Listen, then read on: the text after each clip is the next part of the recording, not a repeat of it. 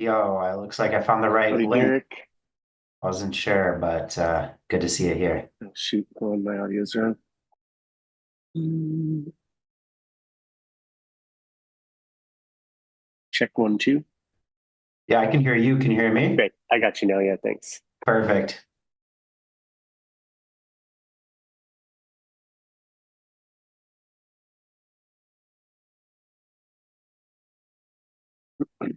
Are we live right now? We are live. Yeah. I'm Perfect. going to bring some folks in here.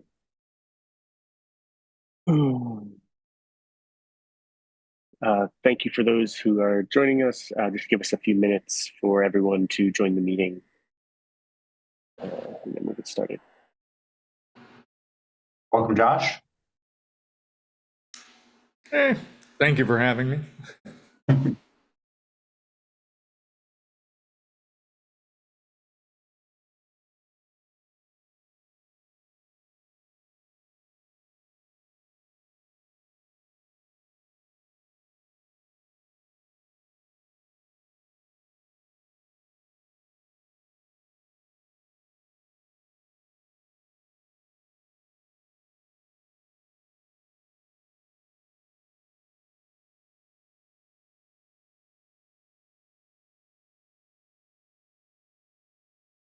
Hello, gentlemen. Just getting my camera set up. Did you get my text? Yep. That's an error. The city has all the correct However you want to deal with it, materials. you deal with it. I just Mhm. want.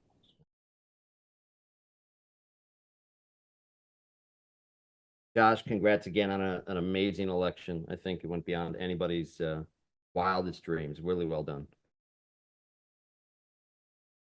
Well, thank you. Yeah, I'm glad to be done with it, and no challenges, so everything can be certified early, and now I just have to argue with the city a little bit about exactly what an event is.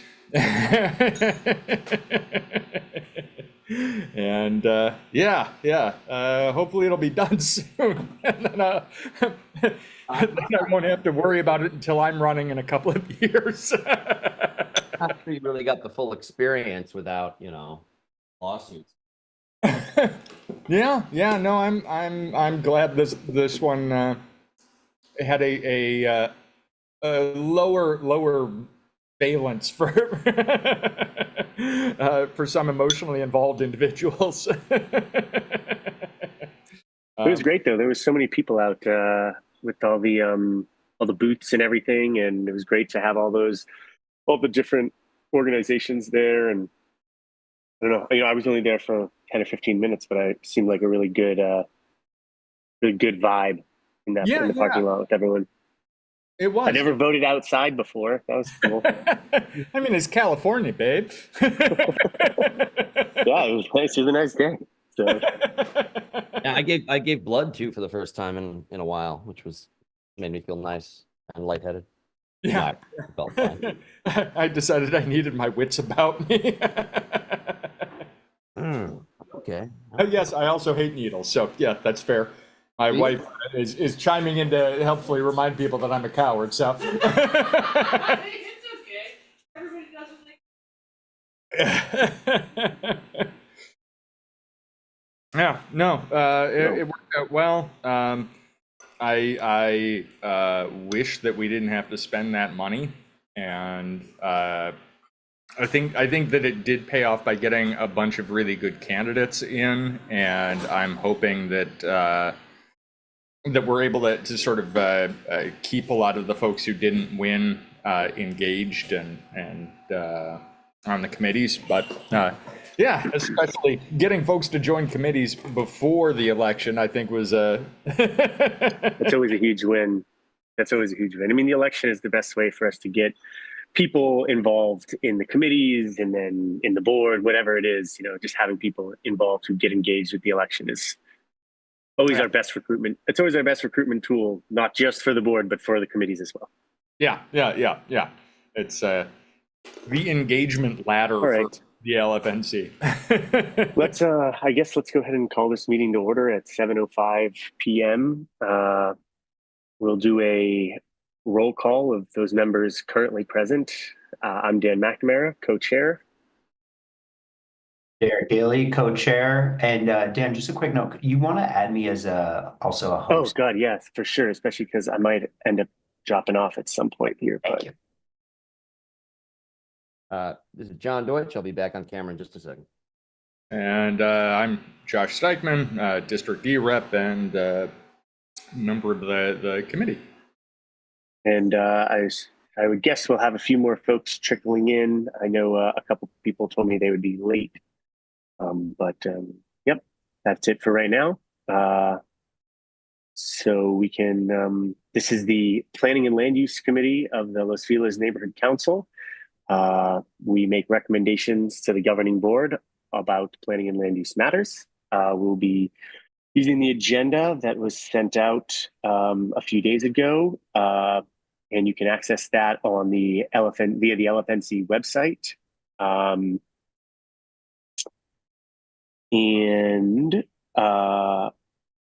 Anyone who is interested in joining this committee at any time, you should send Derek and or myself an email indicating your interest in joining, and then you will attend one meeting as a non-member and then attend on your second meeting. You can be a voting member of this committee.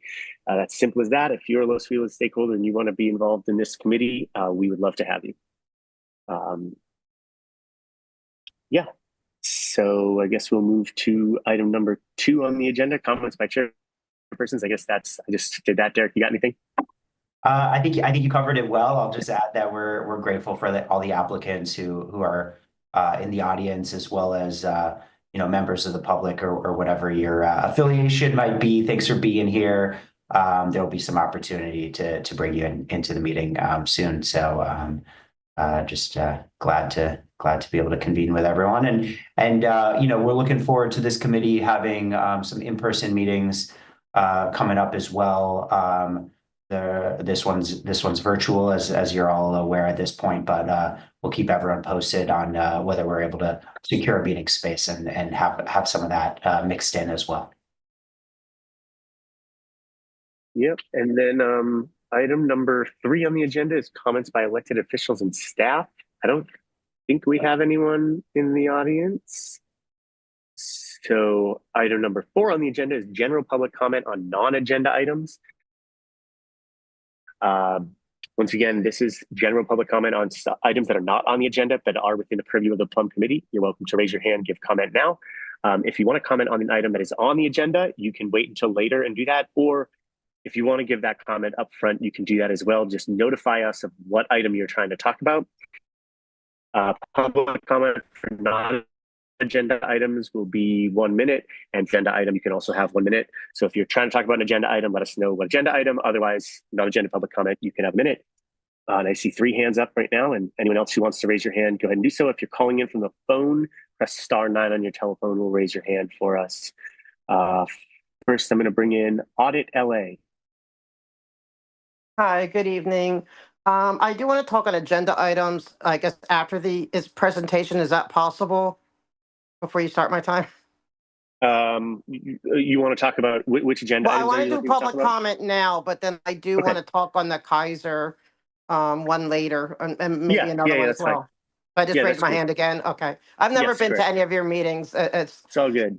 Thank you. I'm here Yeah. because yesterday at the police commission meeting, it was brought to our attention that back in November 13th, that the Scientology and Yurovsky's office went to your meeting to petition for you guys to support Yurovsky's motion to prevent any kind of protest around religious institutions, hospitals, government buildings, anything like that.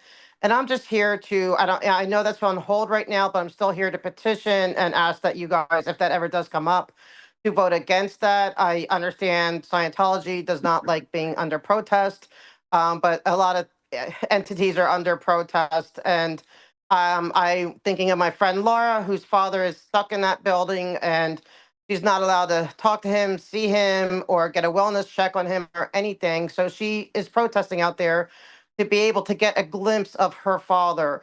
And if she's not allowed to get near that building, then she may miss Thanks. her one If chance you to could get a wrap it up. glimpse. Thank you. Thank you. Yeah, Thanks very much. thank Appreciate your you. time. Mhm. Thank you. Next up, I've got Henri.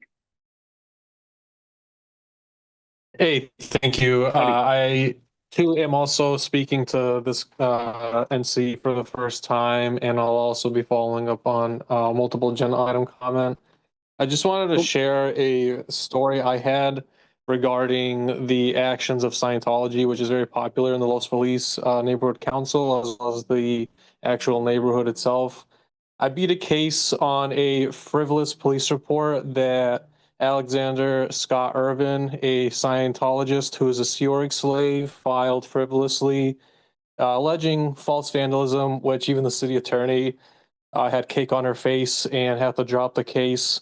I'm just here to let this board know that that frivolous case, and to let Scientology know, who I know is here listening in, that's not the end of this story. You will be sued. I will be suing the city, and you should have never filed frivolous police reports in the first place. I want to make this board aware of it, and it's just not right. They're prosecuting activists left and right, but I beat the case, and keep an eye out for a special prosecutor to be going after Heidi Soto's bar license. So that's because of Scientology. That's what happens when you partner with them politically. Thank you. I'll yield the rest of my time for the multiple agenda item comments. Thanks. Thank you. Thanks for coming. And then next up, I've got Gina's iPhone. Hi, thank you. Can you hear me? Yes, we can. Hi. As a social worker, our part of what we do is advocating, and part of advocating is being able to protest and get our voice out there. So I feel that if you stand behind what Scientology is asking, that you not allow protesters, you're taking away our right to advocate for victims, which, if you know anything about Scientology and the people that have left, they are victims. There are children and elderly right now being victimized in your city. I looked at your last meetings where you talked about board members and ethics. I asked that of this board, that you do not allow Scientology to come on and say point you with money or whatever else just so that they can get their agendas passed, like on other boards. Thank you for this time. I yield back Thank my you, time. Gina. Okay, and welcome Ida, who has joined us. Oh, did we just? Yeah, we just got one more public comment, I believe. Oh, I see. Cool, Brian. Yeah, sure, gotcha. Hey, is it my turn? Yes, please go ahead. You're Hey, on guys. Elephants. My name is Brian Morrison. I am a resident in the neighborhood. I've never been to a plum committee meeting before. But I did want to come and talk about item number 6 on the agenda at 1767 North Vermont Avenue. Again, I'm learning today, but this design that's proposed sets a new precedent. And, you guys know what is within your power and what's not. I'm concerned about how it's bigger than everything in the neighborhood. I'm concerned about how it clashes with the design style of everything around it. I'm concerned about that 2 lanes of entrance and exit into the underground parking garage that spills right out onto Vermont. Anyone who knows what's been happening on Hillhurst knows that a similar design at the urgent care is an absolute nightmare for the walking business district that we have. And, I don't have to be secretive about my belief that building does not necessarily address the issue that we have with housing. Again, I'm not smart enough to know how this will be priced or how it will be rented, but I do urge you to use whatever tools are at your disposal to bring it into alignment with the vibe of the neighborhood. And thank you for thinking about that. Thank you for Thanks, your Brian. comment. I just wanted to mention for folks attending from the public, for agenda items, we will also have additional public comment opportunity when we're on that agenda item. And I believe we do have a representative for the applicant here as well. So Mr. Morrison, in case you're interested in sticking around for that, you might be interested in that portion of our meeting. Great. Seeing no further hands, that'll close public comment on non-agenda items. As Derek mentioned, we'll reopen public comment for each agenda item individually. Item number 5 on the agenda is a discussion and possible action about a project at 4170 Cromwell Ave.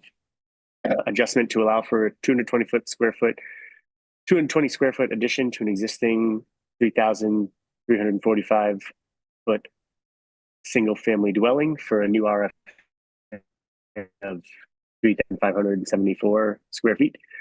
And I believe we have an applicant here from the project. We've heard this project before, but I think it's gone through some changes.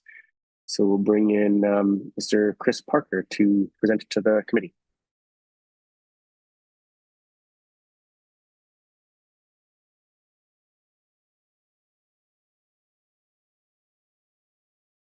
Thank you very much, Dan and Derek and everybody. It's good to see you again. Really appreciate the opportunity to represent this project to your committee. I do have what I promised to be a brief PowerPoint presentation. I'm not sure if I'm able to. Let me see if I can share. Yes, I can. So if you don't mind, I'll just get started. 4170 West Cromwell Avenue. It's at the corner of Cromwell and Nella Vista in Los Feliz. These are the case numbers for those who care. And I'm Chris Parker from Pacific Crest Consultants. So as Dan just described, this is actually a very small project. It's additions and some renovations to an existing 3,300 square foot single family home. There's 152 square foot second story addition and a 77 square foot covered outdoor space, a new pool, and then we're also proposing a 6-foot high wall along Nella Vista. In fact, I'm going to go back real quick to show proposed addition to the second floor is here.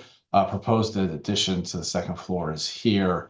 Those are the additions. The fence will run along here. And again, Cromwell page north, Nella Vista is on the left side of the existing home. So the nearest neighbors are about as far away from the additions as we can be. As Dan alluded to, we presented this project before, and thank you very much. This committee did support the request for a zoning adjustment to increase the residential floor area so that it's slightly more than what is the by right allowed square footage. And also this committee endorsed a 6-foot fence stucco wall along the property line, mostly along Nella Vista. And then you guys were going to go take it to the full board. And I said, wait a minute, we have a problem. We've been talking with the planning staff, and they think that that we didn't make any, that we missed a couple of requests, basically. There was a couple of zoning issues. So the project you're seeing tonight is exactly the same as what we presented previously, but we have had to add 3 more zoning requests. So obviously we're asking for support of the full project, and we acknowledge that this sounds different now. So we want to go over everything. But I do want to stress that we didn't actually change physically what we want to do. We just heard from planning staff, and they said, for one thing, because the house is already over 2,400 square feet, just by adding 1 square foot, we're supposed to provide a 3rd parking space. Well, as you saw on the first drawing, we're not going anywhere near the garage. It's a 2-car garage. It's a 2-car curb cut. And the garage is pretty close to the street. So we're asking for relief from having to provide the 3rd parking space. The second request that we've had to add is encroachment into the front yard. And I'm going to I have other exhibits, but I really like this first page. So I'm going to go back to the first page and show you guys. It's the address of the property is Cromwell. The garage faces Cromwell. The front door faces Cromwell. But in the city's infinite wisdom of zoning, Nella Vista is considered the front property, and Nella Vista is our front property line. So, so by putting this addition here, we're actually encroaching into the prevailing setback along Nella Vista. So that's why we're asking for relief from the front yard setback by putting it here, front yard setback, even though, again, most of us would think Cromwell's the front yard, and this addition is about as far away from anybody else as you could get. And then the third request is encroachment into the R1 encroachment plane. And for those who don't know, within the hillside ordinance, you're required to put an imaginary 20-foot pole on your property line, and then, or excuse me, your yard setback. And then that pole, then from that pole, there's an encroachment plane that goes up to a 45-degree angle towards the center of the property. And our problem is that the 2nd-story addition clips a little bit that encroachment plane. The reason why the city added the encroachment plane back in 2017 was to prevent mansionization. But I hope you guys agree that adding 300 square feet to the existing house is not mansionization. And again, this area is as far away from any neighbor as possible. Having said all of that, okay, so our request, as I mentioned, now I'm going to just go break up the 3 requests a little bit more detailed. It's only because we're adding the 229 square feet that suddenly we have to find another parking space. We're just asking for the relief from having to do that, considering we're not doing a major remodel. We're doing a very small addition. And the garage is already set. We're not doing any building near the garage or near the driveway. And there's just no room to put a 3rd parking space there.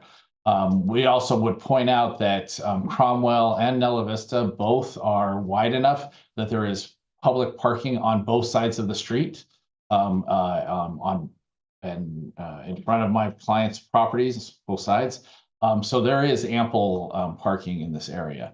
And 229 square feet is not going to cause an additional family to move in here. This is just a minor addition to an existing single family home. The encroachment planes, as we mentioned, it's just our dumb luck that Nella Vista is considered the front yard. If it wasn't, if Cromwell was the front yard, as most of us would expect it to be, we wouldn't have to make either of these requests.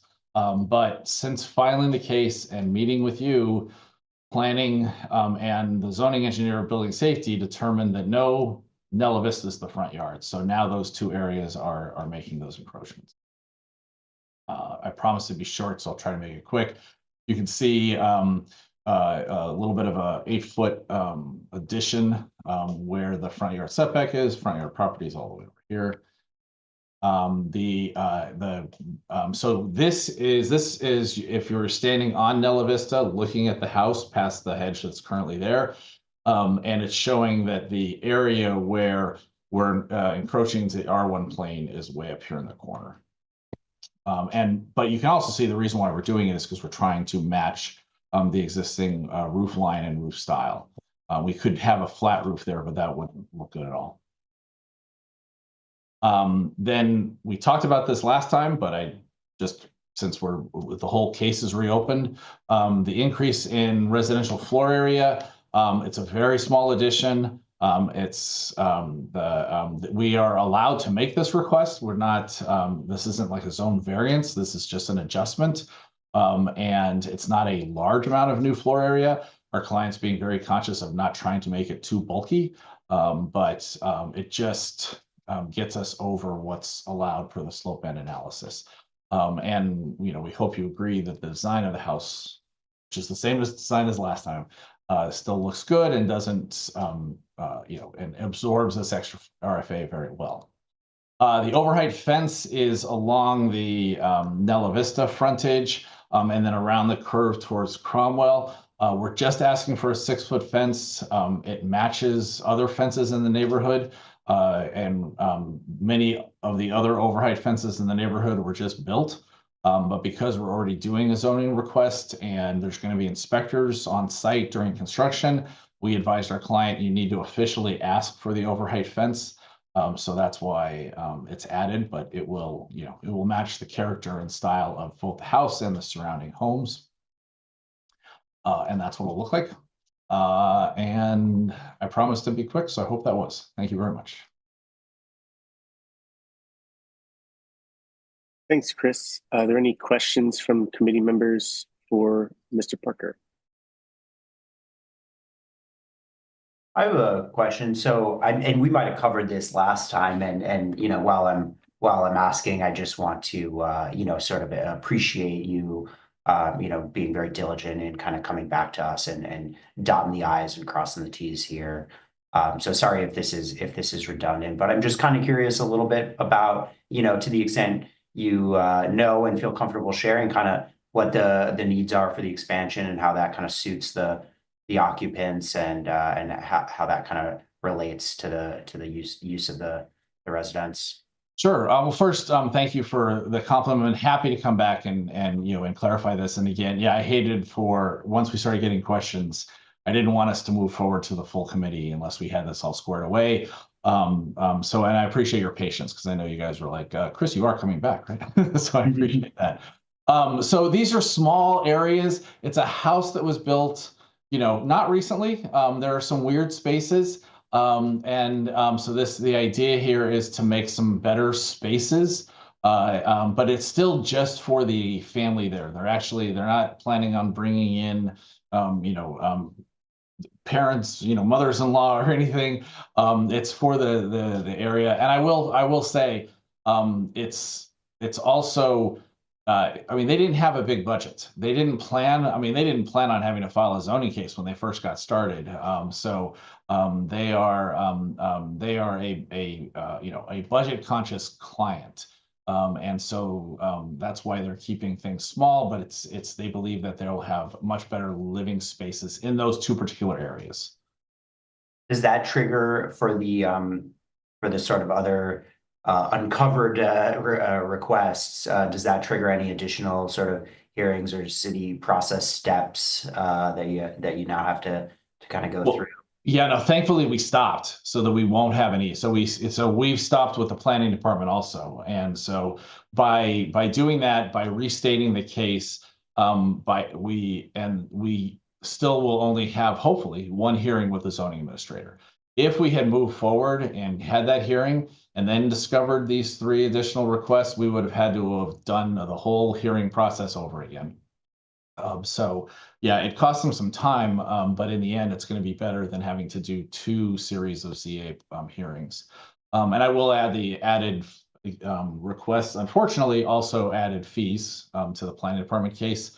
After the first one is 100% fee, second one's 50% fee, third and subsequent requests were at 25% of what the rack rate is for those fees. So at least they didn't have to pay 5 full fees, but definitely adding these 3 cost them probably, I want to say about $8,000 in additional city planning department fees. Thanks, Chris. I have a question. Most of what you just said is the same kind of stuff that we heard back in the fall, and I didn't have any problem with it. But I do I want to know why they are requesting for a 6-foot overheight fence. What's the reasoning behind? What's the justification for why they need a 6-foot overheight fence? It's safety and security. Being that they're at a corner and they're in an area where they're a shortcut from one part of the neighborhood to another. They do get a lot of traffic, and I think that they just felt that whenever a client asks for an overheight fence, we always tell them that 6 feet is pretty reasonable because there's a lot of unpermitted 6-foot fences. And there might have been a temptation to ask for more height because of the slope of the property. And when you have if you have a 6-foot fence down here and you're up here, it's kind of easier to jump over a fence because it's lower, but we kept them to the 6 feet. But it's mostly security, and they are a relatively young family, and I think that that there might be more children on the way. So it's that safety and security. Thanks, Ida. Sorry, I just need a clarification question since I wasn't here when he first presented this. By 6 foot overheight, do you mean the fence is going to be 6 foot in addition to what it is already, or? No. Yeah, that's a great question. Yeah, you're allowed 3.5 feet by right. We are not asking for a 9.5-foot fence. We are asking for 6 feet, and it'll be 6 feet the entire way along the street, even as the street goes downhill. It'll be a plumb line height. It can never go beyond 6 feet from the natural or fixed grade, whichever is worse, honestly. Whichever makes a shorter fence. So not 9.5 feet, 6 feet maximum the entire way along the Nella Vista frontage. Any further questions for Mr. Parker? Thanks, Chris. I'm going to put you back out for now. We'll move to public comment on this item. I see a hand from Henri. You've got 1 minute. Appreciate it. I don't mean to take up too much time. All the neighborhood councils I'm familiar with have actually shared they have a ADA rep. I know this is just a single family home. Generally speaking, it's my understanding any plum committee at least should have, even if it's not meant for housing for the public, even if it's just for a private single family home. I'm just curious to see if this plum committee has an ADA rep, and if you guys, when projects like this come up, if you guys keep in touch with them throughout the duration of the project. Thanks. Thanks, Henry. If there are no other hands for public, what's up? I was just same thing, asking if there's any other public comment. Sure. Seeing no further public comment, we'll move into discussion among the committee. Does anyone have any thoughts on the matter? I'm sorry. I mean, I sort of, as I sort of tip my hand, I think appreciate the applicant just kind of coming back to us, but given that that this committee already sort of, when we saw the same plans, albeit not knowing all the exact nuances of the entitlements that were required, we were previously supportive. I'm inclined to maintain that position and adopt a position of support for the project, but definitely interested in any other thoughts or other views. I 95% agree with you. I very much am supportive of this project and super appreciative of the communication that we received from the client. On principle, I tend to oppose overheight fence.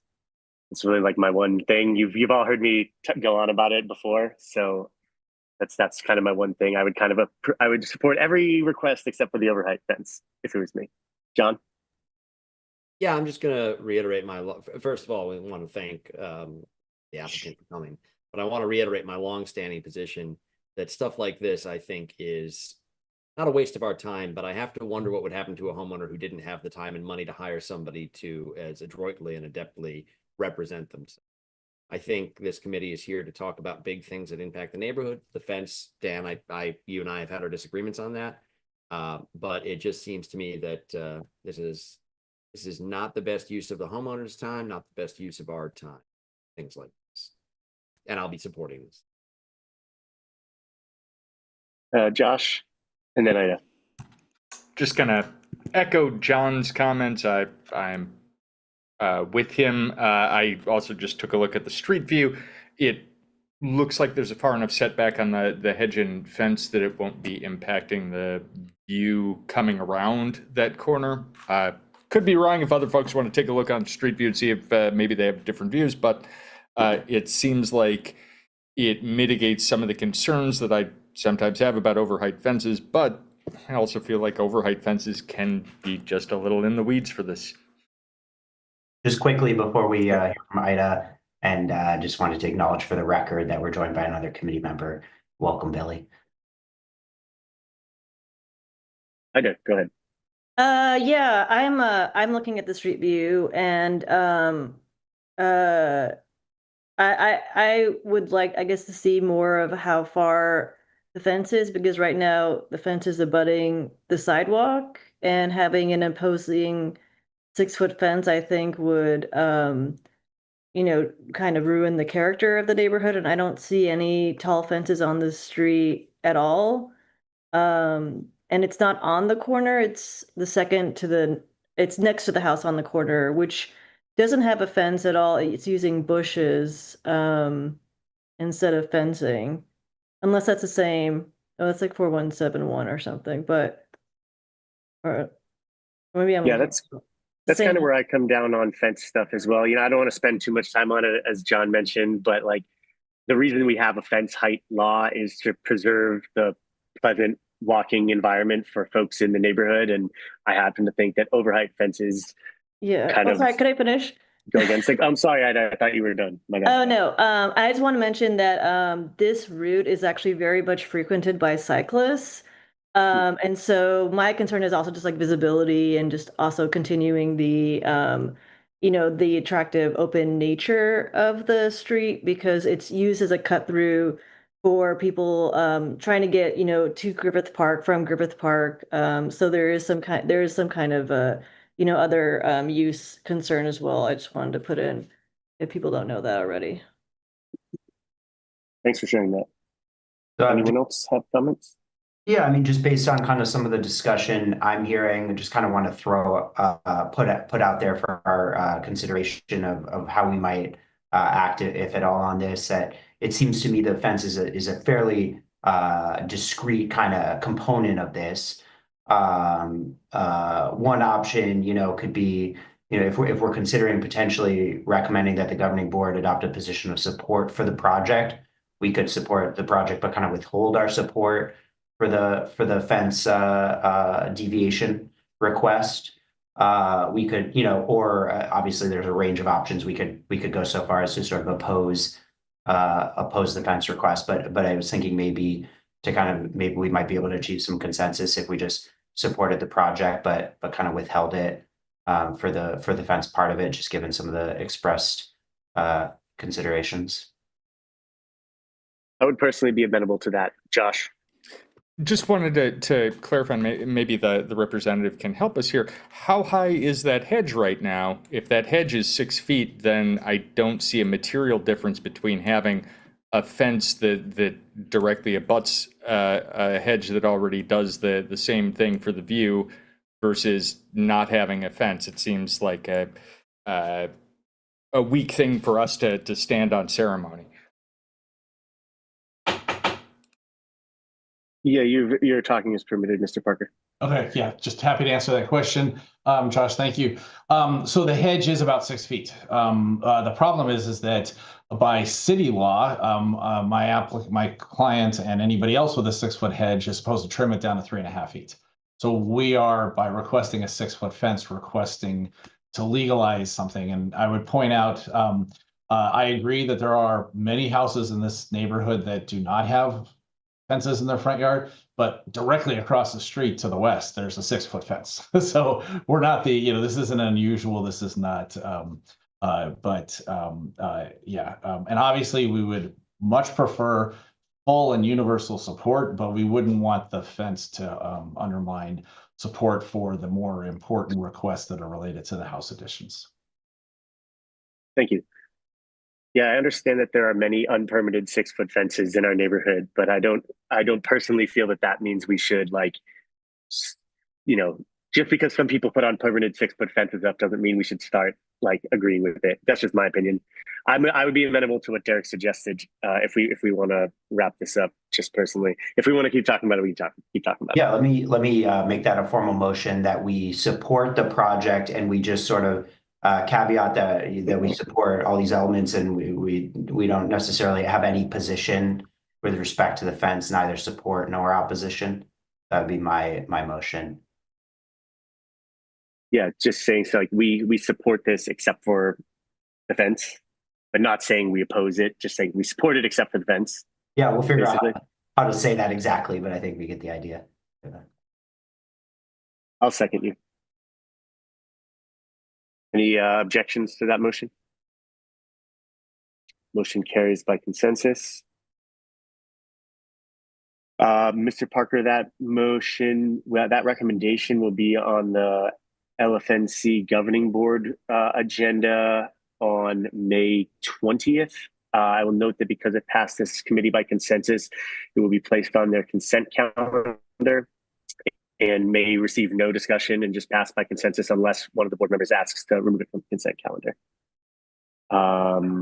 Moving on to item number 6 on the agenda, discussion possible action of a project at 1767 in Mont Ave, demo of an existing commercial venue and construction of a new 6-story, 24-unit TOC apartment building over a subterranean level for parking purposes. Do we have an applicant here for that?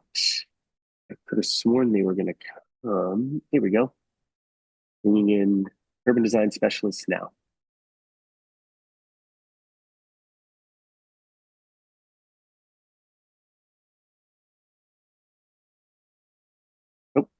Folks, I'm just trying to promote each panelist. If you would accept the promotion, that's great. Here we go.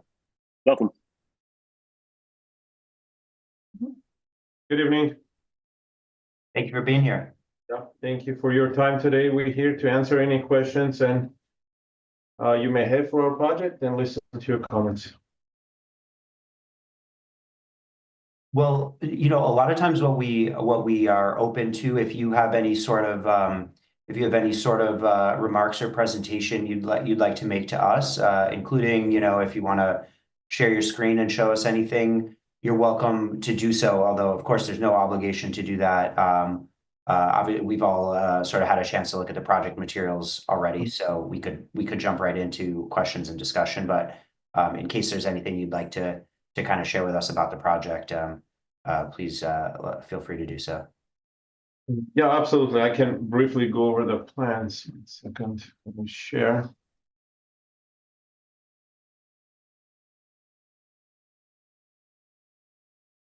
Can you guys see my screen? Yes. Okay, so we are 24-unit project. We are proposing a mixed use with a commercial component on the first floor. We do have affordable element to the projects, so we have units allocated 14% to the affordable housing. We do not have to provide parking because we are under AB 29.7.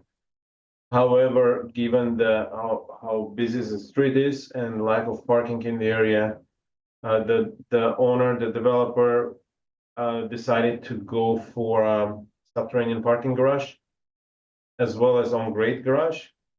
So for 24 units as of right now, we're still providing 25 parking spaces.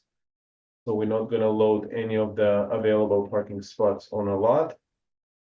Here's, let me just show you the garage. This is the lower level garage and an on-grade garage, and this is our commercial element facing Vermont. The project utilizes incentives for affordable housing. In terms of height, we are utilizing allowed 22 feet height increase. And even though we're 6-story, we're still under. The adjacent house apartments are a little higher than us because they have this very tall element on top that we don't. In terms of design, I've heard the comments in the beginning. We understand the neighborhood. Yes, we wanted to bring a little more fresh, up-to-date element to the neighborhood, bring some art, which is shown on our front facade here. And once approved, we are planning to enforce that the developer and contractor actually do this or similar type of art on our front facade. In terms of mix, we will be proposing a mix of 1 and 2 bedrooms. We right now have 9 one-bedroom apartments and 15 two-bedroom apartments. We do not have any studios. We want to bring more family-oriented tenants to the neighborhood. We're doing a lot of multifamily projects right now. We recently presented in front of neighborhood council Hollywood Neighborhood Council, and we were very warmly accepted for the project we're doing on Las Palmas. That one, unfortunately, on that one, we couldn't convince our client to provide some parking. Here we did. That was the main comment on the other one. But in this case, again, due to the nature of the neighborhood, from our experience, and we've been doing this for close to 20 years now, we know that once we provide more but smaller units, once we start providing studios, it's more of a transient, quicker turnaround of tenants. However, when we provide bedrooms, the better chance to bring families to the neighborhood rather than people who can come in and out and quick turnaround. That's pretty much it. Our open space is on a roof. We're gonna provide a little roof deck facing Vermont. Here. Right there, the project will remove the restaurant that, from my best knowledge, was not very well accepted by the neighborhood and had some issues before. So a lot of people, from what we know, looking forward to not having that anymore. Instead, having a much needed housing element. And that's pretty much it. A landscape, I can go over landscape, how we're gonna enhance whatever land we have around our building, but it's a dense urban setting, so we utilized all that we could in a way. And we're here to answer any questions.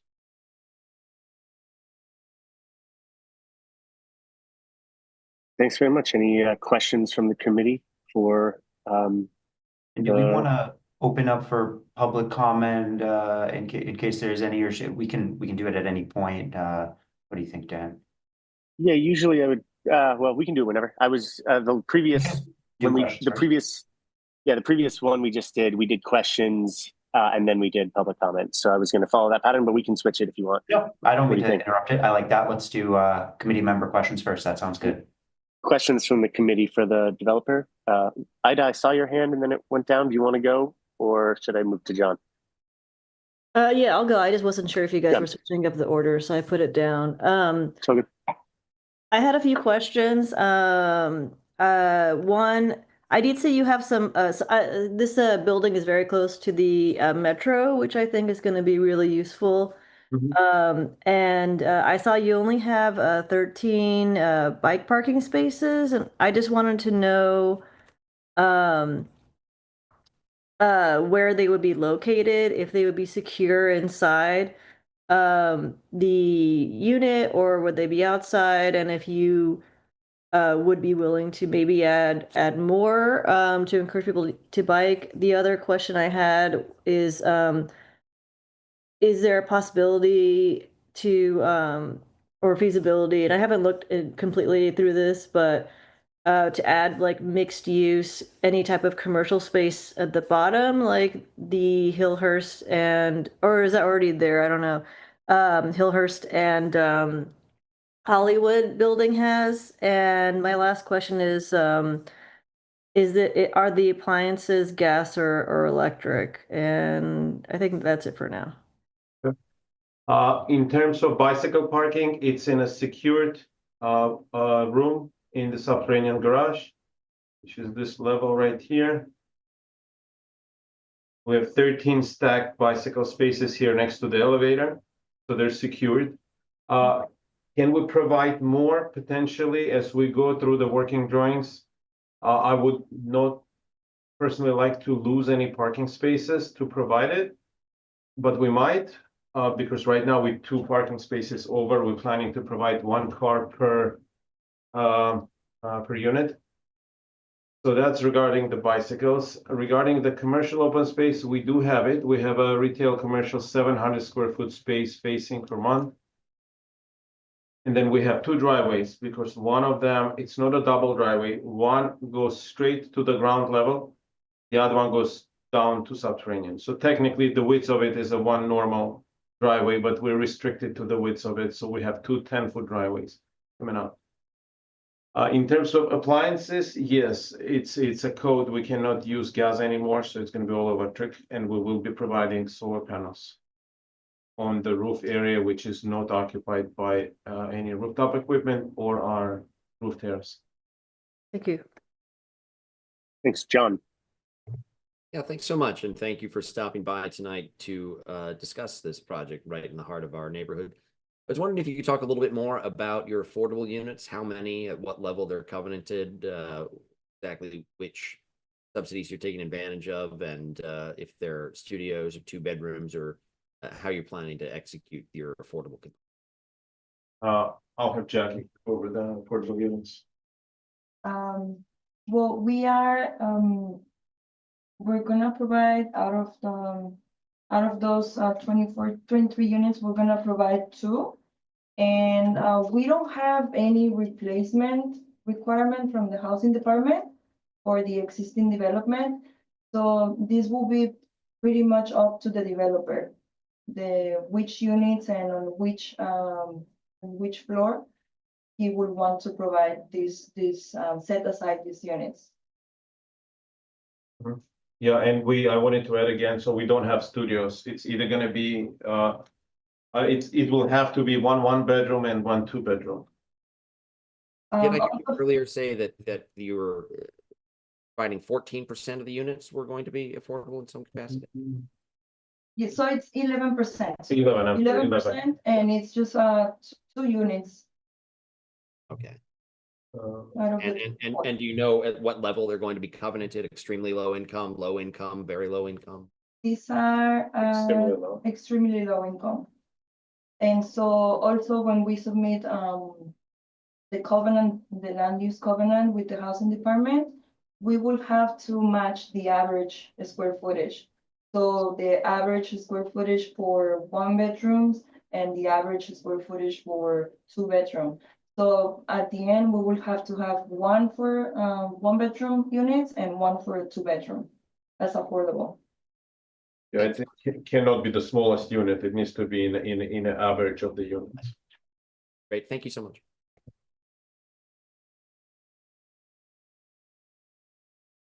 Billy? Hi, I have 2 questions. One is about the commercial space. It looks like the commercial space that's proposed for this building is about 700 square feet. Do you know what the current commercial space that it's replacing is? This is a pretty heavily commercial area in our neighborhood, and it would be a shame to lose some of that space. And then the other question I have is about the exit from the garage into the sidewalk. There's not currently an exit or parking there, so this will create a potential point for cyclists and pedestrians to interact with vehicles exiting the parking garage. Is there any accounting for the visibility for coming in and out of that building, so that the cars aren't waiting on the sidewalk to turn, or running into the cyclists who are going down the street? In terms of visibility, if you can see here, so this is one driveway coming up from the subterranean, and this is on grade. The wall on this side is cut back 13 feet, even though there is an adjacent building, but we're doing what we can to open up the view triangle as you're getting out. Additionally, we are planning to provide mirrors and audible alarm when the car is coming out, to warn pedestrians. or cycling traffic. But with that said, this is not a large apartment building. We only have 9 cars on this level and about the same below, maybe 12 cars or 13 cars below. So we don't expect a lot of in and out traffic going in. But that's the only 2 things we can do: provide the alarm, provide mirrors, and the way it's designed, you can see there is a distance from here to here. This is a main entrance to the building. So once the car coming out of here, you have a clear triangle of views unblocked. So you can stop here, then you pull forward to the property line, you can stop again before you exit to the street.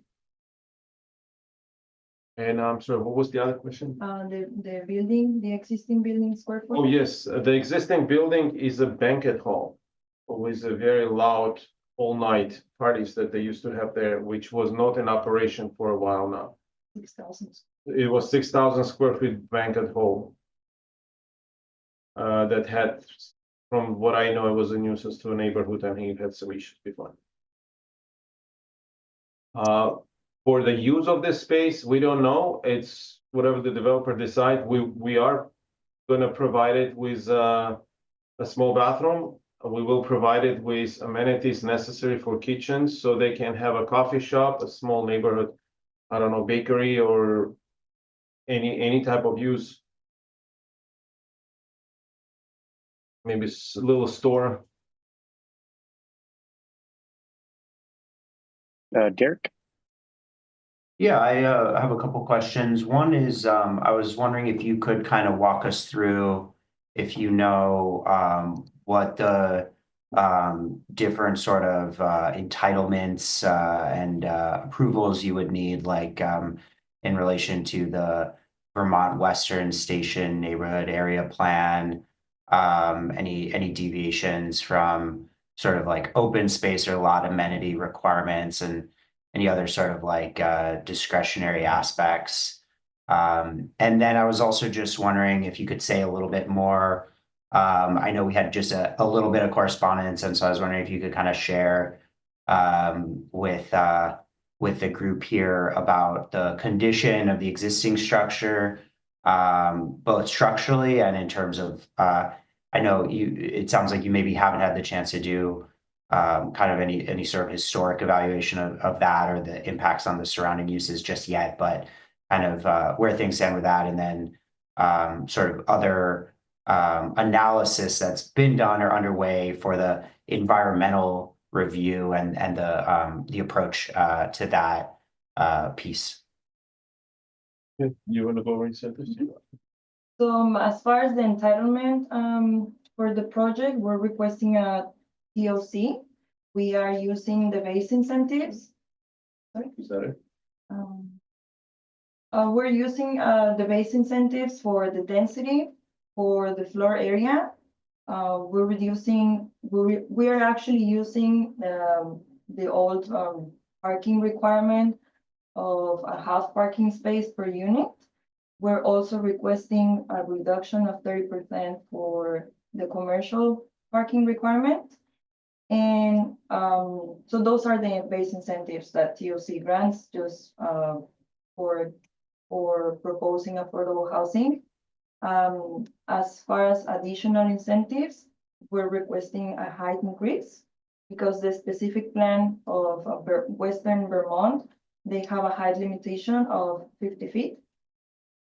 And then also our building, it is adjacent to a school. So we need to provide transitional height on the rear side of our project. So that we have also as an incentive to provide 25 feet setback from the rear side instead of transitional height for each floor. And the third incentive is the open space reduction. We were not able to provide open space for each unit, so we concentrated the open space on the top floor, the roof deck. Those are the incentives, and all of those are on menu incentives. We're not requesting any deviation, any waiver or any other change that could potentially send the project to a higher level of review. And we're coming to you to present and also to get your feedback. Right now, we filed the case with the planning department. We have approved our zoning code plan check. And we're in the very beginning of the TLC process.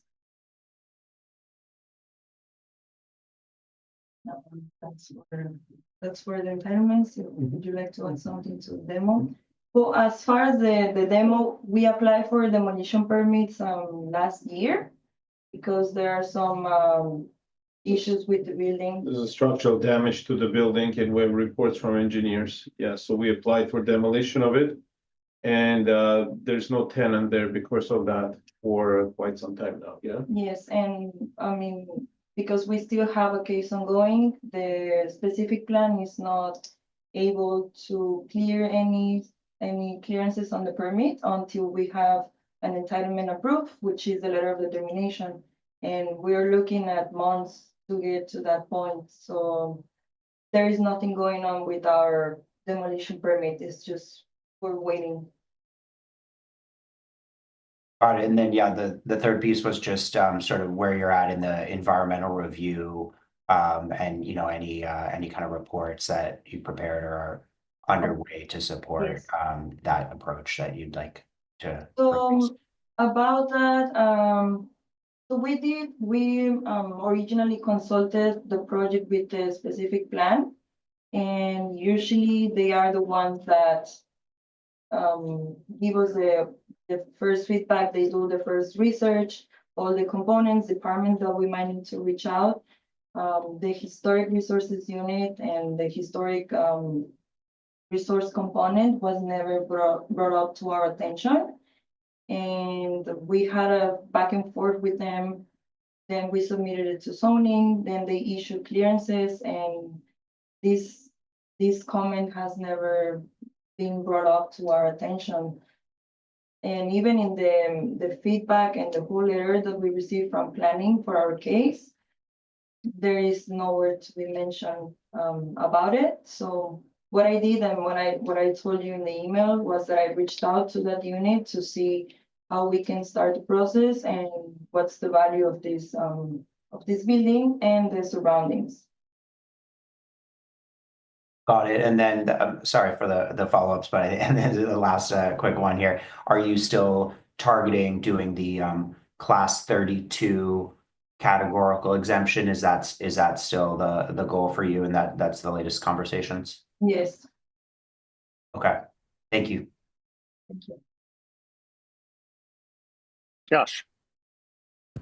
Yeah, first off, thank you guys for coming in. I do really appreciate having applicants come in and give us a little bit more in detail. I wanted to ask a couple of questions about what the anticipated rents are for the different units, and also how much adding the underground parking impacts the per unit cost that you'll have to recoup in the rents.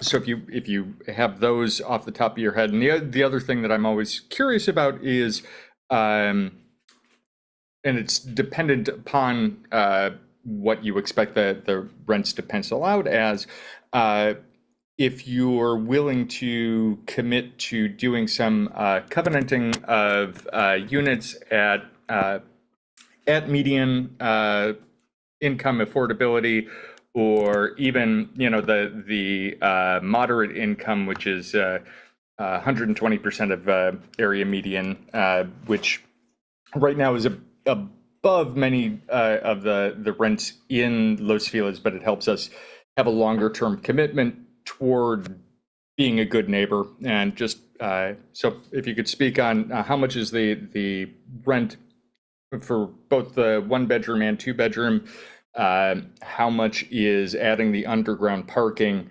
contributing to those rents, and have you looked into, or are you willing to pursue it all, the deed covenanting for median or above median income? So per the housing department rent schedules for TOC projects, we are doing extremely low income. The rents for 1 bedroom units goes up to $557. And for a 2 bedroom is 627. Right. I'm actually asking about what the anticipated rents are for the non. For the market rate, Yeah. We can look it up. To be honest with this, didn't come up. We can see what the rents are in the area. In terms of, do you mind looking it up? There should be some like rents.com or partners.com. In terms of how much the parking will contribute, it's a very good question. But the reason why we decided to go for subterranean parking, it's not to collect more rents, but to be able to rent those units, because the current developer has several buildings, and the ones that have no parking simply don't rent, especially in the areas. Well, this area has a transit stop very close. This probably will still rent, but that's their approach in their model, that if we can provide parking, we should provide parking. And they don't see it as an additional expense. This probably a parking garage of this size, I don't know, it will be today at least probably $450 a square foot to build. But in a long term of things, it will pay it off. Just the fact that you're probably going to be 100% occupied in a new building, with nice finishes and at least one parking space and a nice common space. So I think that's the logic behind going for that additional expense and providing that subterranean parking garage. Okay. Yeah. We are really close there to the Vermont Vermont transit stop, the subway stop for Red Line, B Line. And so if you would be at 100% occupancy anyway, especially being it's a really nice neighborhood, just, not to toot our own horns here, and it looks like a really attractive building, it feels like you might be able to offer a lower rent if you're not having to deal with especially underground parking is a huge expense. And so even a couple of those units, maybe doing 12 spaces instead of 24, something like that, that might help get closer. And the other reason why I was asking about the covenanting. Is there a question coming? I'm just. Oh yeah. I just wanted to have a better sense of that, and I wanted to be clear, since she was still going to be looking up the rental numbers. The above median income covenanting would be above many of the current rents, and it would just be locking that in, and it helps us be more positive about recommending this. So I'm wondering if it's something you're willing to look into or pursue at all. We can definitely bring it up to the developer. I cannot speak for them, but that's something we would definitely talk to him about. Yeah. so just Thank you. looking at the area and like in this website, the rents for 2 bedrooms go from 3,500 to 4,000, and for 1 bedroom from 1,500 to 2,000. Okay. And That's pretty high. yeah. Yeah, and the covenant for a single bedroom at 120% of median income would be $2,900 per month. So that's about the level you'd be looking at, and it just makes a difference long term for affordability. Okay. Yeah, we'll definitely have this conversation with the owner. Any further questions from the committee for the applicant? Okay, seeing none, applicant, we're gonna go ahead and move you back to the other side here, but hang on just in case something comes up. Yeah, should I stop sharing? Yeah, go ahead. Well, I'm gonna, let's see here, give me 1 sec. All right, and then we'll open up for public comment here. I've got 2 hands. First, we'll bring in Henri. Henri, you've Yes, got a hi. minute. Thank you. Can you hear me? Yep.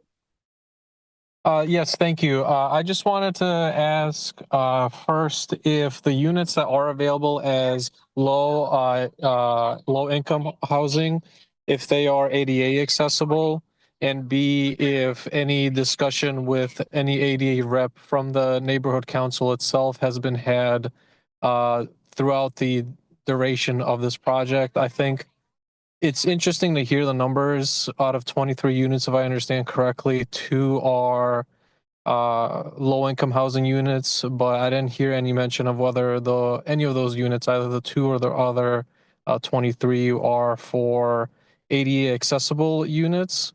And if so, if the 2 will also fall under a low income housing unit as well, not just an ADA accessible unit. And then thirdly, if the neighborhood council has discussed with their ADA rep throughout the lifetime of this project.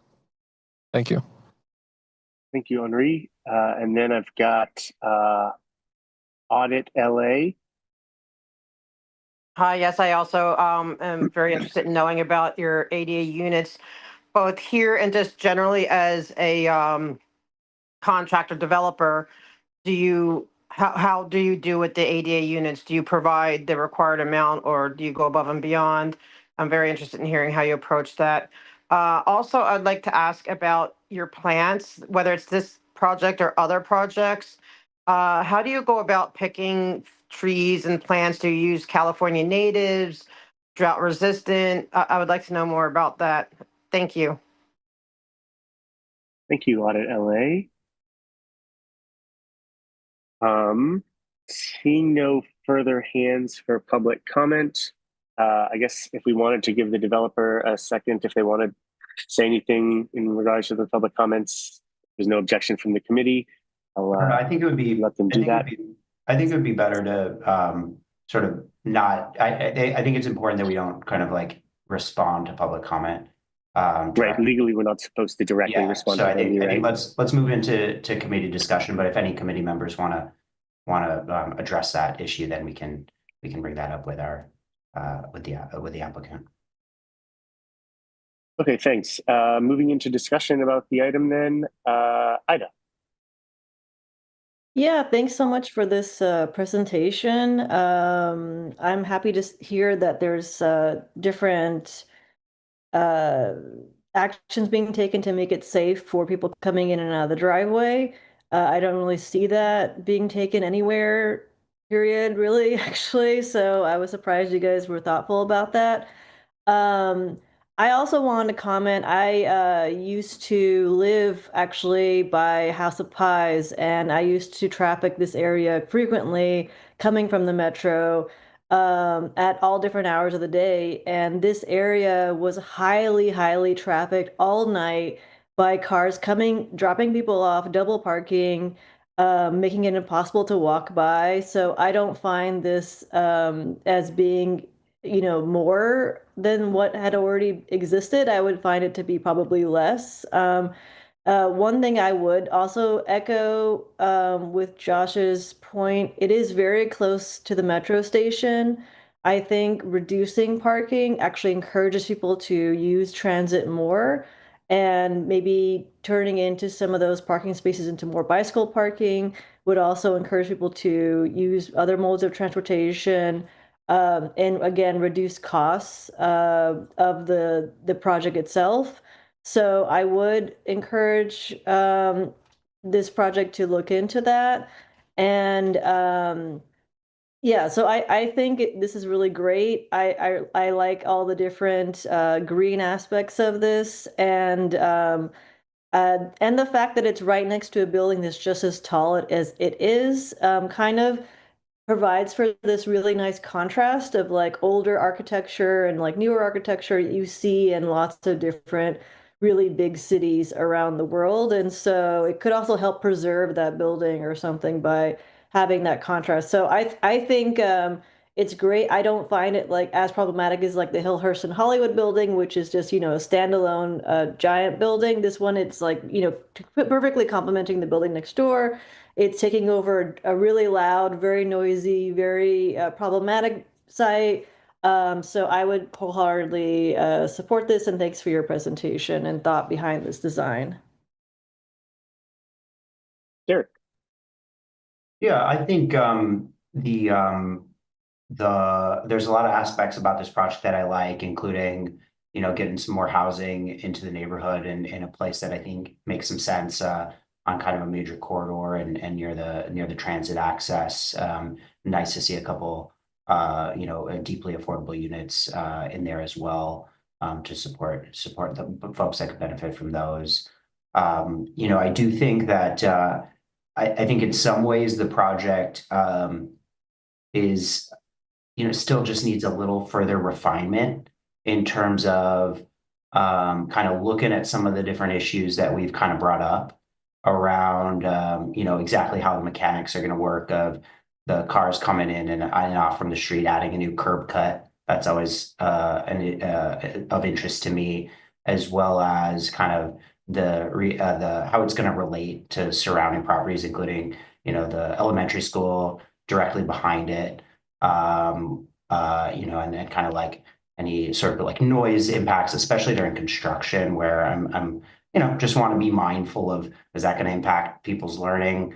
And I think that it's a critical time when you're in elementary school, even just one construction season, if the noise is not mitigated as well as possible, could make an impact. So it's not a reason not to build new housing, but it's just one among other things that I wanted us to be mindful and thoughtful about, as well as just kind of how it relates. As we know, living in Los Feliz, that Vermont corridor is it's our neighborhood identity, as at least to me, as much as anything. So I just I want to make sure that the building is being sort of as carefully designed to really enhance our right across from our historic district there, just to provide as sort of good of a relationship as possible.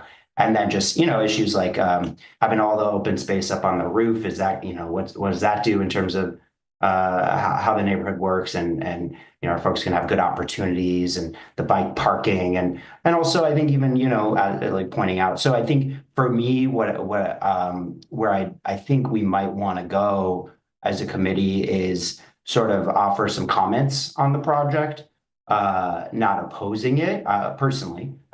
Curious to hear from everyone, but I think it would be interesting to kind of collect some of the feedback or just suggestions and thoughts that we have, and maybe offer a little bit of feedback on the project. I'd be inclined to do that in a way that wasn't anything that we thought was going to upset the apple cart, and make this thing not pencil, but in a way that might be able to just get to the sort of best possible outcome. So that's kind of where I'm at right now. Cool. I'm going to say that I support this project. I didn't hear anything in that. I thought that was a pretty thorough presentation. I didn't hear anything that really concerned me. It's not my favorite design, but at the end of the day, 24 units isn't really that big. It's got a couple affordable units, and anytime we can add housing without demolishing existing housing, I'm looking to support that kind of a project. So I think in this case, the previous use of this building kind of was not very good for the neighborhood, and to replace it with a new building with a little bit of housing, a little bit of affordable housing that's kind of in scope with the rest of stuff, I would support it. Billy? Yeah, thank you for answering our questions thoroughly and taking the time. I appreciate that, and I echo a lot of the good things about this project, adding the housing, the bike is local parking. I appreciate how you thought through the parking egress.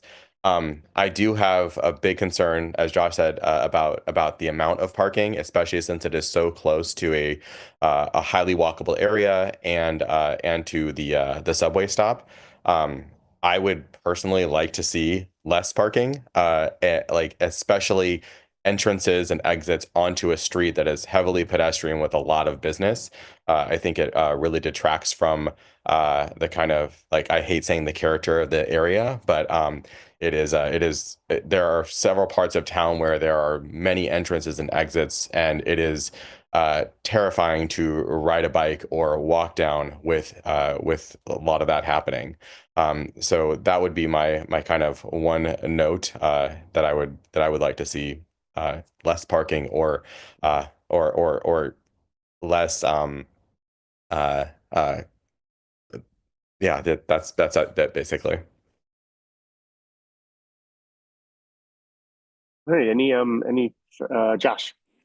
Just wanted to, kind of circle back and say that I'm never going to get the perfect development, one that comes in here and gets all of my preferences perfectly right. And, God knows I'm a member of a committee, and getting us all to agree on anything is a good faith effort in consensus building. But as it stands, I support this project more than I oppose it, and I do really think that there are still some points for refinement. And I just spent about a week in Pittsburgh, which somebody else was talking about great cities and how great cities function. Even I don't consider Pittsburgh a particularly, it's not a marquee city, but the downtown is amazing in how functional it is. And a lot of it comes from having buildings of this size, having a lot of residential mixed in with commercial right next door to each other. It was built before there was car storage everywhere. It's a sort of level of city living that I believe Los Feliz would be wise to return to, and would deal with many of the ongoing problems that we have. And so, again, I think this is this project would be a net positive. I do really hope that you engage sincerely and actually look at some of the ways to perhaps reduce the cost, reduce the parking, and look at covenanting more units at a higher level as well, just to help sustain this neighborhood in the long term. But I do really appreciate you coming here, and thank you very much. Yeah, thanks, Josh. Just one more couple set of thoughts is, first of all, I just do want to go on record and say I actually think the former Louvre or Monte Carlo space or whatever was like cool and not such a bad use. And I appreciate and I mean, I don't think it's really even germane, because it sounds like, I mean, the building structurally has issues. So it's not, we're not talking about preserving a banquet hall here, but I do think that actually having a banquet hall and having places for quinceañeras and other events like that is really an awesome thing for Los Feliz. And I didn't think that it was this noxious use. But anyway, I kind of needed to put that out there given what I heard. But I mean, the other thing, just kind of I just personally would encourage us to think about not necessarily needing to feel like this is a binary of either yes or no. And I don't think that that needs to be the way that the neighborhood council reacts to it. I mean, I think that we're not in a position to sort of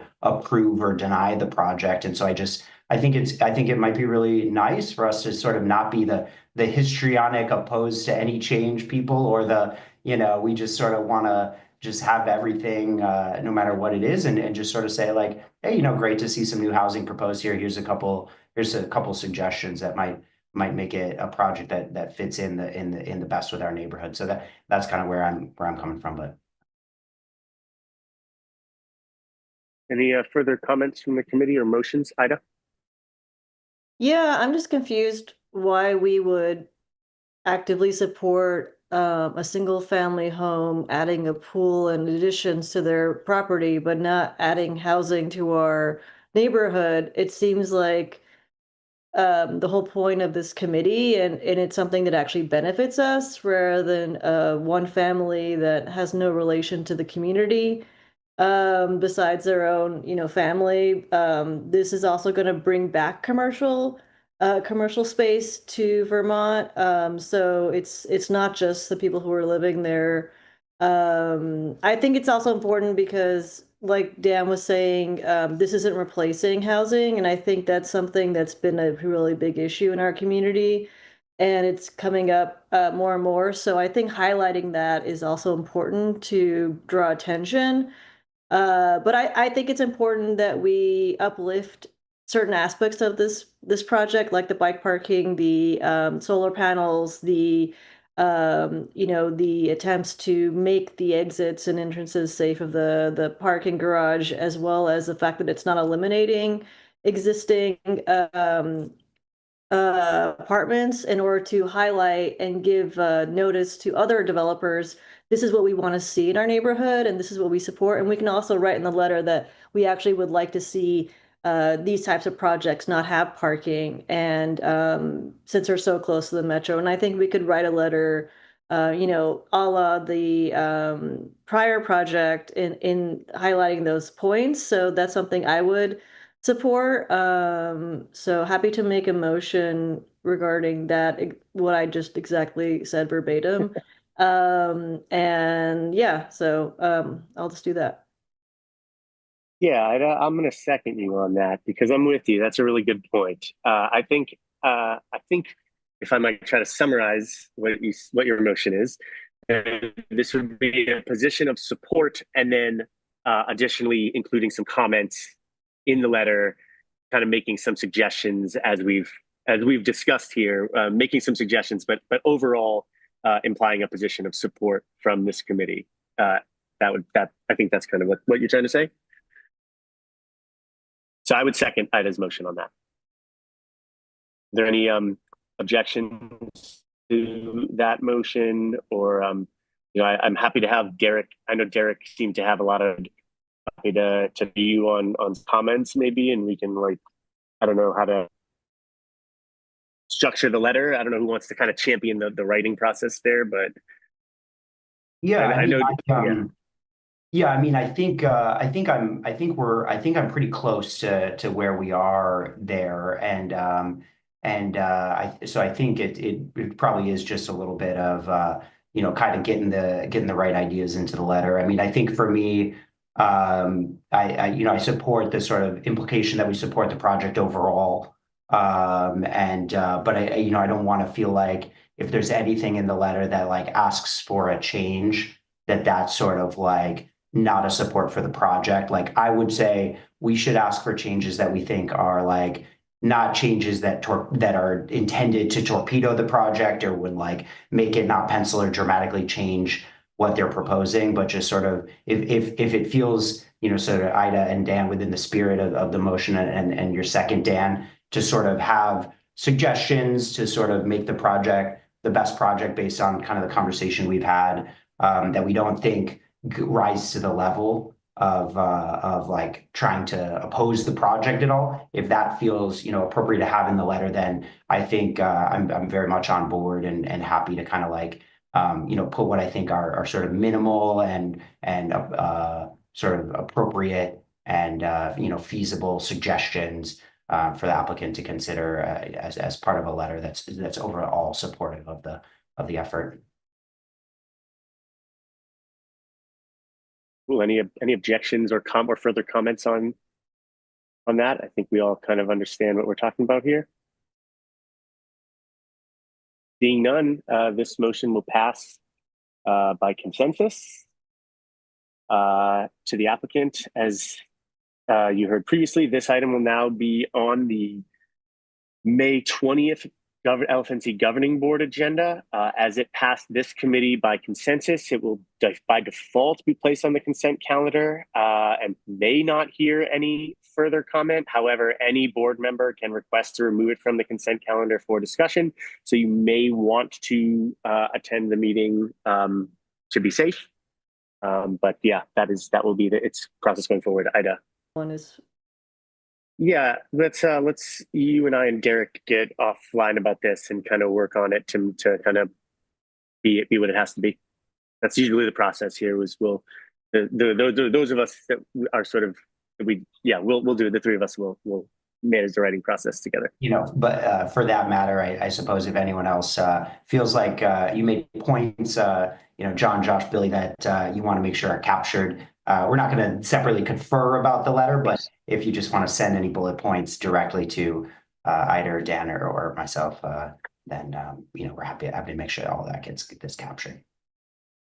Great. All right, moving on. Item number 7 on the agenda is a discussion of possible action for 1977 Kenmore Ave Historic Cultural Monument application for Sam Sharp triplets. do we have an applicant here for this? Brock Harris.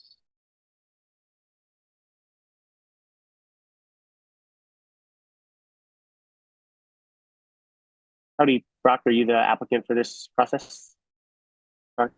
Yeah, hello. I'm the owner of the property. My Charles Fisher, my consultant who put this together, was going to be here. I guess he's not because I think this got a little out of order per him. But here I am to talk about the place. I can do a little presentation if you guys want to see it, to hear about it. I know it's getting late, so I can do it quick. Is that thank you, Brock? Okay, great. So I'm going to say, oh God, how do I do this? Video, share screen. Here we go. Okay, can you guys see that? All right, can you see that? Yes, we got you. Okay, great. So this is the property, 1977 Kenmore. We bought this a couple years ago. It was on the market. It's a triplex. It was built by, since you guys can read, I won't read these, but this guy, Max Maltzman, who's done a few properties in Los Angeles and has a number already designated in the city. It's virtually unaltered, preserved by neglect, as we like to say. This is this little section of Los Feliz that's full of, these beautiful homes. Apparently the guy, the ranch was, the guy was into trees, so there's all these unique trees. Here's Max Maltman, the architect. You'll recognize some of the stuff he did in Los Angeles. So these are HCMs, or historic cultural monuments. You can see he has 1, 2, 3, 4, 5, 6 already designated in the city. And this is on Kenmore, and you can take a look. This is present condition. It had tenants for 40, 50, 60 years. It's got tons of little period details. Never been altered. It's a courtyard property. That's a garage on the left. This is the rear. These are just sort of pictures that we had to show the historic cultural monument. You can see the inside is all original. It's full of original fixtures. There's a little doorbell, stained glass. This is a apartment that was slightly renovated. Most of them are totally untouched, including all the bathrooms. The units are massive. It's about 6,000 square feet total. And you can see just some of the little touches here throughout the building. And that's it. So this is what we showed to the Historic Cultural Monument, and I think they approved it, and we're going back. But I guess it goes in front of you guys now, and here I am to answer any questions and talk about the building. Thanks, Brock. Any questions from the committee for Mr. Harris? Derek.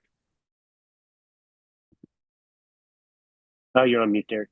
Sorry about that. Yeah, Brock, just wondering kind of what motivated you to want to submit this application, and your relation, maybe just a word about your relationship with the property.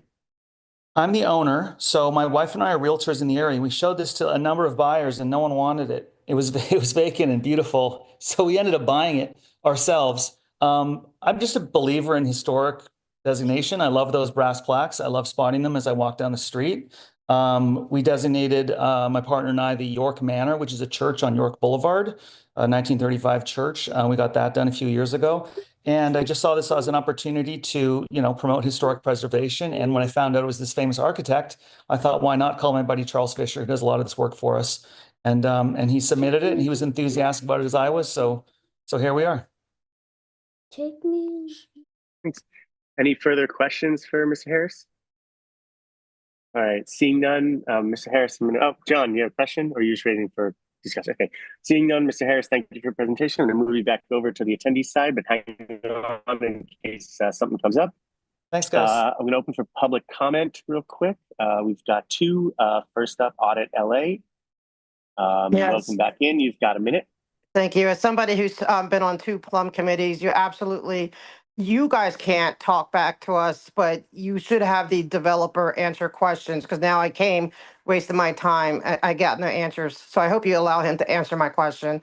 I love the property, and I would like to know, what can the community do to support you in this endeavor? Would that help, actually, if people in the community sent support letters besides the NC? And what are your future long-term plans for the property? And thank you for doing this. I think it's a great project. And please let him answer. It's not against. Hey, to support the preservation of historical properties, and so to that, I tip my hat. And yeah, similarly, like my good friend Audit, the question I had is your overall long-term goals for the property, and whether any of those goals ideally involve maybe doing tours or some sort of educational component for members of the public.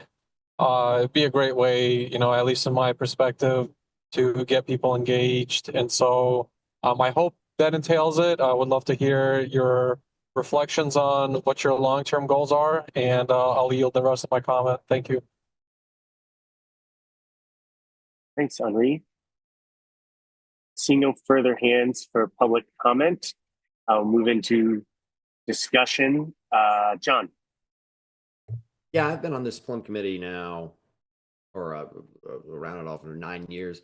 We don't get many historical cultural monument designations. And the ones that I'm mostly familiar with always seem to have an ulterior motive. So it's nice to see one that doesn't. And our cultural term, preserved by neglect. I think we have a lot of things like that in the neighborhood. And I just wish we had more folks like you who are willing to jump in and get your hands a little bit dirty to save them and make sure that they're there for the next generation. So I love this idea. I haven't always loved every historical request that's come before us, but this one seems spot on for me. I know. Yeah, I mean, almost every plum meeting I've been to, someone has mentioned something about historical preservation. So I don't know, it hasn't been that rare in my experience. I mean, that not rare, but I have a general problem with historical preservation because it does provide, like block changes in the neighborhood and housing. It's in an area with other multifamily properties. And my concern of the impact in the future. It's a nice property. There's a lot of other really nice places around our neighborhood that have even more unique architecture than this one. I just feel like in this day and age when we're lacking housing and whatnot, I just think that historic preservation comes as a barrier, and so much of our really amazing architecture has been destroyed by parking lots, especially in downtown, and I don't see much happening to prevent that from increasing per se. So as someone who sees a building that's only 50 years old, that's the same as a building that I live in. And as someone who comes from a country with buildings that are thousands of years old, I just find that this can be very distracting to what's happening. And I think it'd be great to focus on things that have like a lot of architectural significance, like the buildings that are in downtown. And other buildings like that, and not spend so much time on any building that looks nice. Let's preserve it. So I think we should probably spend our resources in a more wise way. Really? Yeah, I don't think I caught what is the are you living in this building and the intention is to have it as a single family kind of dwelling, or are you going to be renting this out? So Let's bring Brock. Sorry. Yeah, I've brought him back. Hi, can you guys hear me? Yep.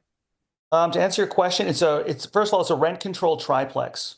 So this is a rent controlled residential unit currently rented to 3 tenants. We live nearby. We don't occupy it as owners. We are landlords in this regard. Thanks, Mr. Harris. Sorry, there's a little noise around, but I'm going to say I support this application. I think it's a good, he's done a good presentation. I agree with John. He's here for the right reasons. I think it's a nice building, and I'm in favor of preserving rent stabilized units by whatever means necessary. So I'm in favor of this application, and I would move a motion of support. seconded by Deutsch. Are there objections? Oh, I'm sorry. Any further comment on the item or objections to the item? I expect there will be. I'm gonna abstain. Any other objections, or is everyone else recorded as a yes? Okay. In that case, abstention from Ashuri and 5 yeses. This letter, this recommendation of support will go to the Los Feliz Neighborhood Council Governing Board on May 20th. Ida? I just wanted to make a clarifying point. You were saying this is a way to preserve RSOs. I worked with elderly couple who were getting kicked out of their preserved building that was attached to a church that is already marked historically preserved, and it's being taken off the market. They're still being kicked out. So just letting you know, it's not necessarily going to do that. So just wanted to clarify that. Yeah, just like. Wonderful.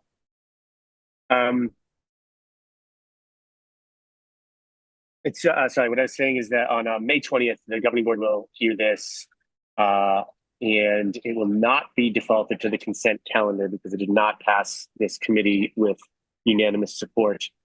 So it may be added there later, but you may want to attend the board meeting on May 20th to potentially present to the board. Moving on to item number 8 on the agenda. 4679 Hollywood Boulevard, project compliance for SNAP for change of use from retail to pet grooming within an 881 square foot existing commercial space. Derek. Yeah, just wanted to note for the record that I'm going to be fully recused from this matter on the basis that the applicant has an affiliation with a client of mine and at the advice of the city attorney.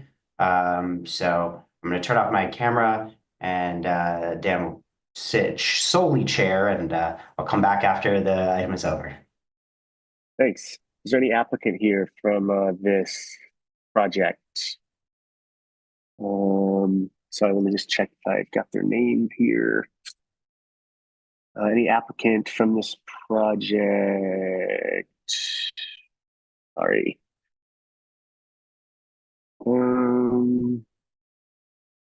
Let's see. I don't think we do have an applicant from this project, so there won't be.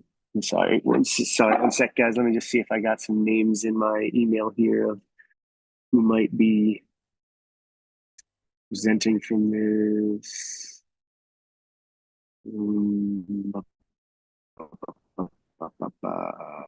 Shoot.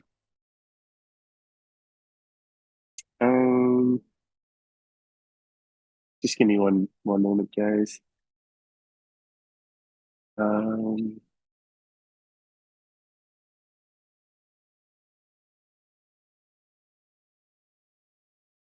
Wait, we do have one. Got it. Okay. Yes. Amanda Coughlin, welcome to the. Oh, I'm trying to promote you to panelist. Great. Here we go.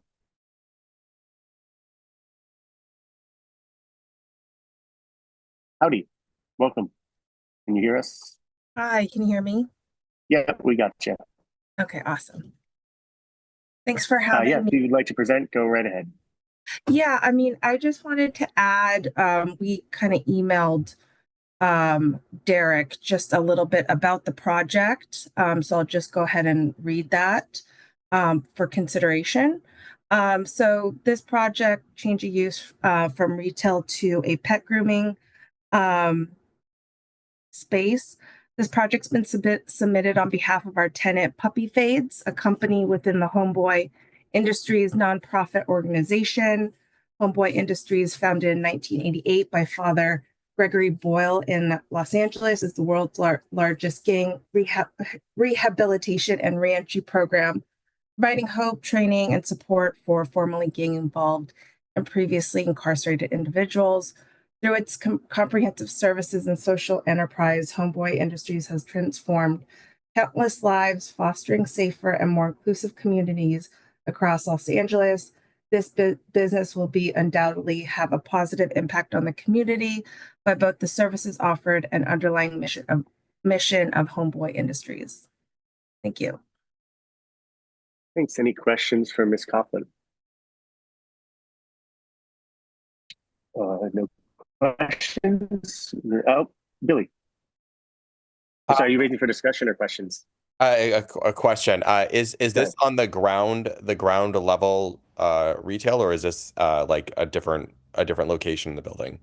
Yeah, it's ground level retail. All right, thank you. Sure.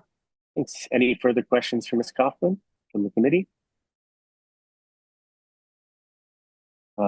Seeing none, we'll move you back over to the other side. We'll open up for public comment.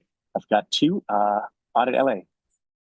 Yes, I've always been a fan of, the industry, Homeboy Industries. And so in theory, I really like this, but it came, I think it's a great opportunity. Like, we should give people second chances, and every community should be, providing space for people to rehabilitate and re-enter the community again. I'm still sorry. I'm a little stuck because I'm still stuck on that comment about that you come from where there's thousand-year buildings to preserve, and it's like, okay, do we have to apologize that we don't have thousand-year buildings to preserve? I found that offensive. Our historical buildings are a source of pride for our country. So that's a little offensive, but other than that, I try to support Homeboy Industries, and I support this project. Thank you. Thank you. And I've got Henri. Yeah, thank you. My only comment is actually something to do with some of the developers and founders of the project overall. The issue I have is that Homeboy Industries has a strong vested interest with Errol Southers, the guy that is a board commissioner on the LAPD Police Commissioners Board, and his ties to Ralph Campos, who's a very well-known person in the LAPPL. He's the treasurer, and Ralph Campos, first of all, is one of the most degenerate LAPD members, and the ties to Homeboy Industries and some of the scams that Errol has run with Ralph Campos involving Homeboy Industries is the problem I have. And so I think at the very least, this board has a responsibility to ask and do some due diligence on some of the reporting done on that part and the involvement with Ralph Campos of the LAPPL. And so that's a concern I wish to bring to this board, and I hope you bring it up with the project requester. Thank you. Thanks, Henry. We'll open up for seeing no further public comment. We'll open up for discussion. I support this project, and if no one else has anything else to say, I'm going to move that we support it. Josh. Yeah, I was just going to say that I don't see a tremendous amount of difference between retail and a pet grooming. I guess it could have impacts on the type of waste they turn out, but also these spaces have been vacant or underutilized for a long time, and I also don't feel terrible about getting somebody in there. So yeah, happy to support. I'm familiar with other Puppy Fades locations, and they are there's a lot of positive.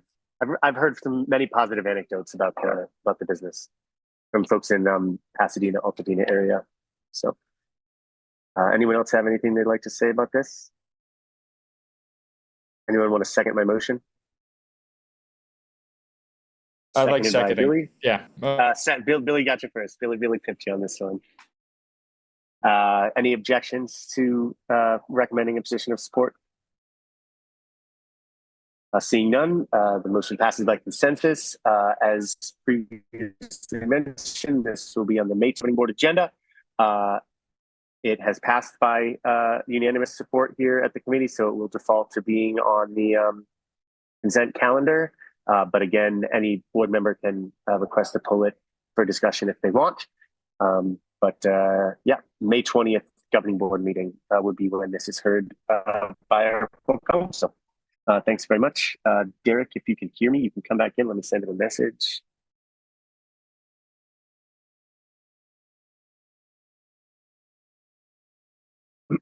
Oh, here he is. Great. And Derek, at this time, I think I'm going to have to pass off the gavel completely to you because I actually need to say let's see if I can jump back on in a few minutes, but I'm gonna step away for a minute. So thank you all. Thank you, Dan. Hope to have you back if work permits, but thank you. And the next item on our agenda is the Kaiser Permanente master plan. So let's turn to that now. Really appreciate, looks like we do have potentially a representative of that project here with us, so we can kind of start with hearing from them if they're available to join and say a few words. And then I do just want to note that I think in some sense this project may lie outside of Los Feliz boundaries. So I think it's probably most appropriate that we kind of consider it with respect to potential impacts on across the border in Los Feliz. But we can also make sure that we don't step on any East Hollywood toes. And also, I think I don't know if I see that Elias is here in the audience, but I'm not sure. Might be just distracted for a moment. Nope, here we are. But yeah, I just want to also acknowledge kind of the early correspondence that they're maybe at a fairly preliminary stage, and so I just want to acknowledge that and sort of appreciate Elias for being here with us to sort of give us a little bit of an update. So turn it over to you. Sure. Thank you, Chair Gailey. Before I get started, I have a couple of other folks who are joining with me. And so if we can upgrade them, it's Deborah Wong and Jenna Montano if she's in the queue there.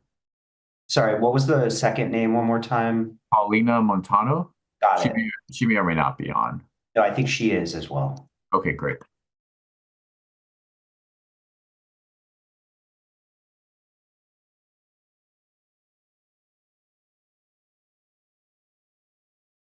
Great.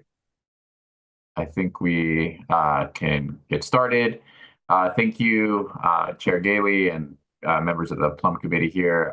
My name is Elias Garcia. I'm with Kaiser Permanente Community Relations, and we, on behalf of our Kaiser Permanente Los Angeles Medical Center leadership, just want to appreciate the opportunity here to present this informational presentation and update you all on where we are at with the master plan. We do have a presentation for you all today, and I think our goal is to hear your preliminary feedback as we look forward to continuing conversations with you and the neighboring East Hollywood Neighborhood Council, as you had mentioned, Mr. Chair. So Deborah's going to share her screen. I'll kick us off on the presentation, and then I will kick it over to Deborah, who can speak on the specifics of the project. But I'm sure you all know who we are. We're probably one of your largest neighbors, so I'll be fairly quick, but just give you a quick overview of LA Medical Center and what kind of what we're doing in the community and sort of the outreach we've done in this project. So we'll go to the first slide here. Just a quick overview of who we are. We've been in the East Hollywood community since 1953. Our LA Medical Center is considered one of our flagship campuses. We do have a main hospital and several medical office buildings, all on Sunset and Vermont. We serve over 4 million of KP members, 330,000 of which are located within our service area. We do provide many complex medical services for our members, including over 40 centers of expertise, including cardiology and oncology. And we have been recognized by various publications with numerous accolades. So again, it's just a quick overview of who we are here at the Los Angeles Medical Center. We'll go to the next slide here. So a little bit about, we definitely want to be great neighbors and also be a support to the communities that we do serve. We've been a member of this community really since the 1950s and continue to have a presence and as well as leadership presence for our neighborhood. We do have community partnerships within this council district in areas related to access to care, economic opportunity, housing security, and mental health, among other areas. A couple of these specific support initiatives that we do have is we partnered with Covenant House California, which they have a location on Fountain and Western. We're supporting their Creative Arts Dope program, which provides young people ages 18 to 24 who are actively overcoming homelessness, 87% of which are youth of color, with direct access to career training and focusing on the skills necessary for these folks to secure living wage employment. We also support the Hollywood Food Coalition in their food equity and community resilience project to improve access to healthy meals and housing services for our neediest neighbors. We also were pretty much came in as soon as the wildfire started. Our some impacts. We did have to temporarily close a couple of our facilities, but from the beginning of that tragic event, we did step in and try to be the best neighbors and community leaders as we could be. We were the sponsor of the Fiery Benefit Concert, as well as the We Love LA Benefit Concert, supporting wildfire first responders and impacted community members. Both of these concerts raise funds, all of which will go directly to those impacted and those that worked on the fires themselves. Closer to home, we are sponsoring the Barnsell Arts Park Foundation Summer Wine Tasting Nights, which, if you haven't heard, it'll be starting next month in June and run up until, I believe it's September, every Friday evening. So I'm sure if you haven't gotten an invitation from Barnsell, you probably will. We just heard of the difficulties that they're facing in terms of the budget cuts that may be coming for that. So we're happy to step in and be a support where we can. Next slide. These are some of the KP partners within the council district who have expressed support in the past for our master plan that we'll get into in just a second.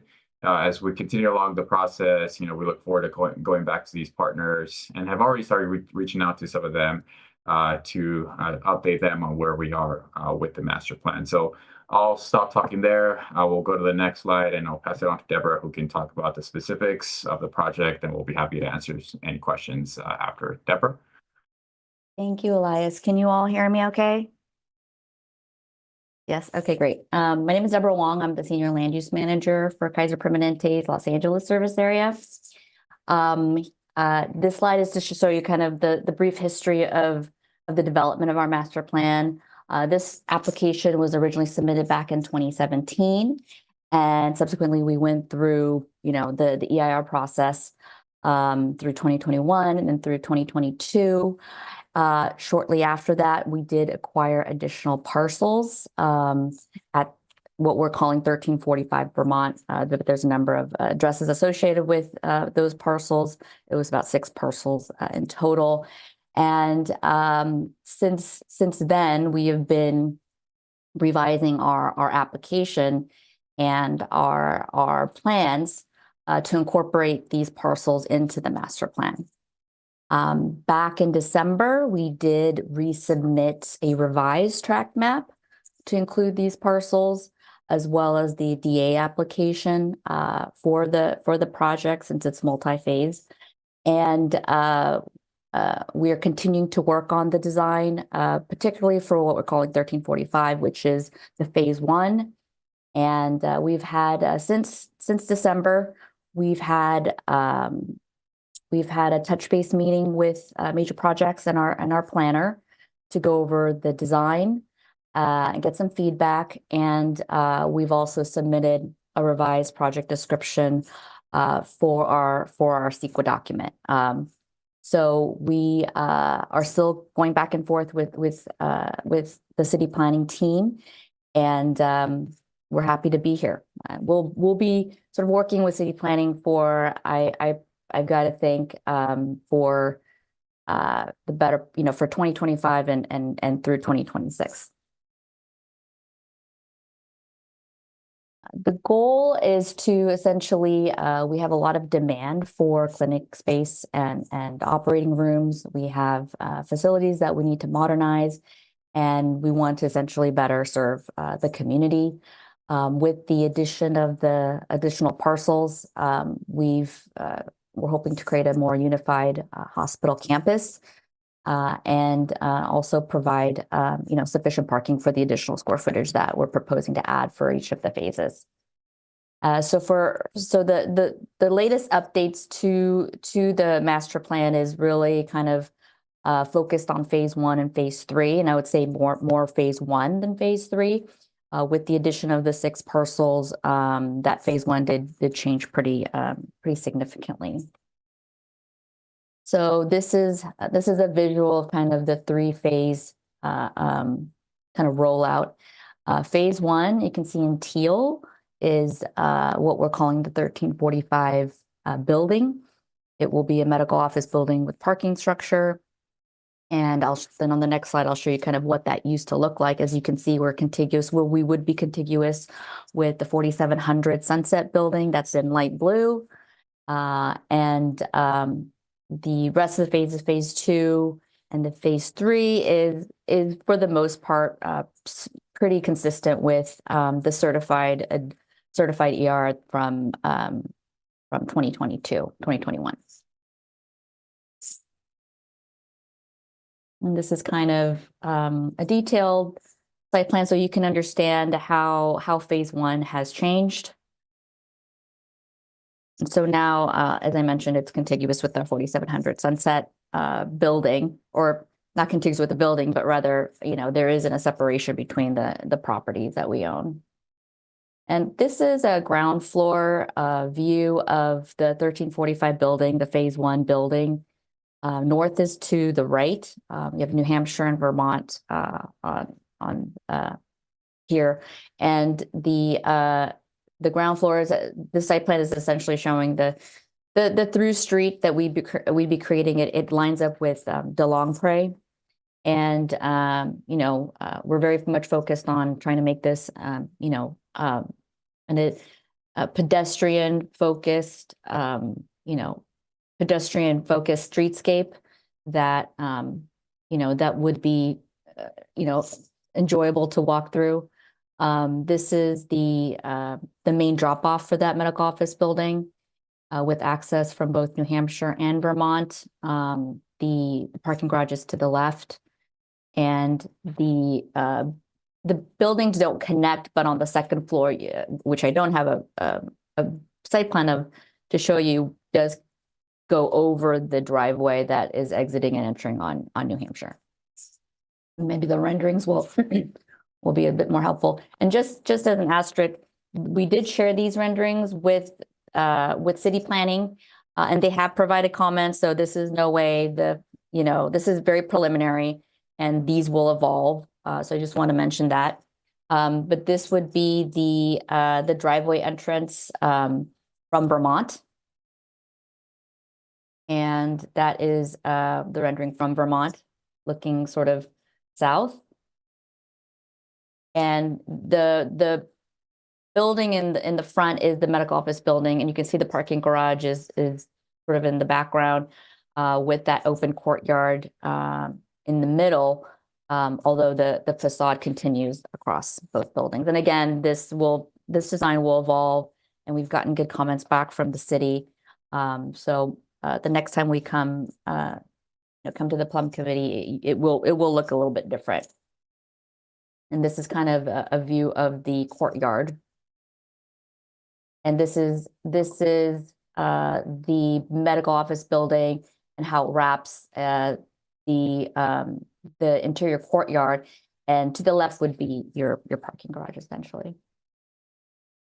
So there are a number of entitlements that are part of the entire application. We do have a project permit compliance with the SNAP for the phase 1, as well as any demolition that needs to occur with that. There is a specific plan amendment really to capture the change in the parcels, and so as well as there are some minor changes to signage. or requested as part of that. There is a site plan review for the phase one. I mentioned the tentative maps as well as the development agreement for the fact that it's a multi-phase master plan. So the hope is that, right now with the city, we have a draft vesting, a revised vesting tentative map submitted, as well as a development agreement. And but I think for the next round of comments from the city, we're waiting for some comments from the city. We'd like to ideally line up all those entitlements and kind of resubmit everything again at once, because it was submitted by piecemeal. So we're looking forward to kind of, making the application whole through that process. With that said, I'd be happy to answer any questions that you may have. Thank you, Deborah. And I will open it up for committee member questions, and I'll just kind of reiterate the appreciation for, you all joining us to present, at this stage as well, and kind of not pinning you down on anything, as I know you're still kind of working through comments with the city. One quick request or question is that just based on our ability to go on the planning public website, none of these application materials are sort of uploaded there yet. And I was wondering if you might be comfortable either sharing this presentation with us after this meeting, or just any materials that folks might be able to take a look at. Yeah, I can provide this this presentation to you, to the Plum Committee. Yeah, that would be great. Yeah. I mean, if you email me, I'll just upload Okay. it to a drive that committee members could kind of just take a look at it. Okay, great. But yeah, let me see if there are any other questions from committee members. I might have one or two, but not seeing any hands raised. Oh, there we go. Okay, so I saw Billy and then Josh. Hi, I really like the design, and I like that it has a drop off. That is very, very useful for that area. The new alley that you're basically creating to go through the courtyard, is it two-way or one-way?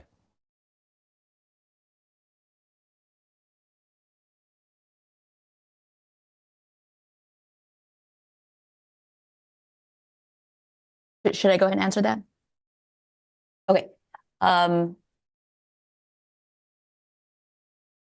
It's showing, well, I mean, you're able to enter off of Vermont. It looks like we're showing an exit only onto New Hampshire. There is an entrance for if you want to park in the garage. There is a two-way off of New Hampshire. This is the service loading area. So in terms of drop off, you'd have to, looks like, come through Vermont. But this is pretty high level, so that could change, that could evolve. That's what it's showing right now. Yeah. Thank you. Josh? Yeah, I was curious about a couple of things. One, it looked like over toward Edgemont, you're more fully enclosing the space that had been previous to your prior renovation, a public access way to the Barnstall Art Park, and that alley around where I think there's a numeral 2 at. And so one, I was wondering about whether you are still providing any sort of public access back into there. There is still a drive access that does connect, but because of the ER drop off, that's been blocked off for public members. And then the other thing is that Barnstall also has an elevator over there that is consistently in poor repair, that also impacts the accessibility of the art park, and specifically the folks with mobility issues. And I'm wondering if, especially if you are sort of decreasing the access to the sloped drive, if you might be amenable to working with Barnstall to come up with a better solution for that elevator, since it's again constantly in poor repair, often not functional at all.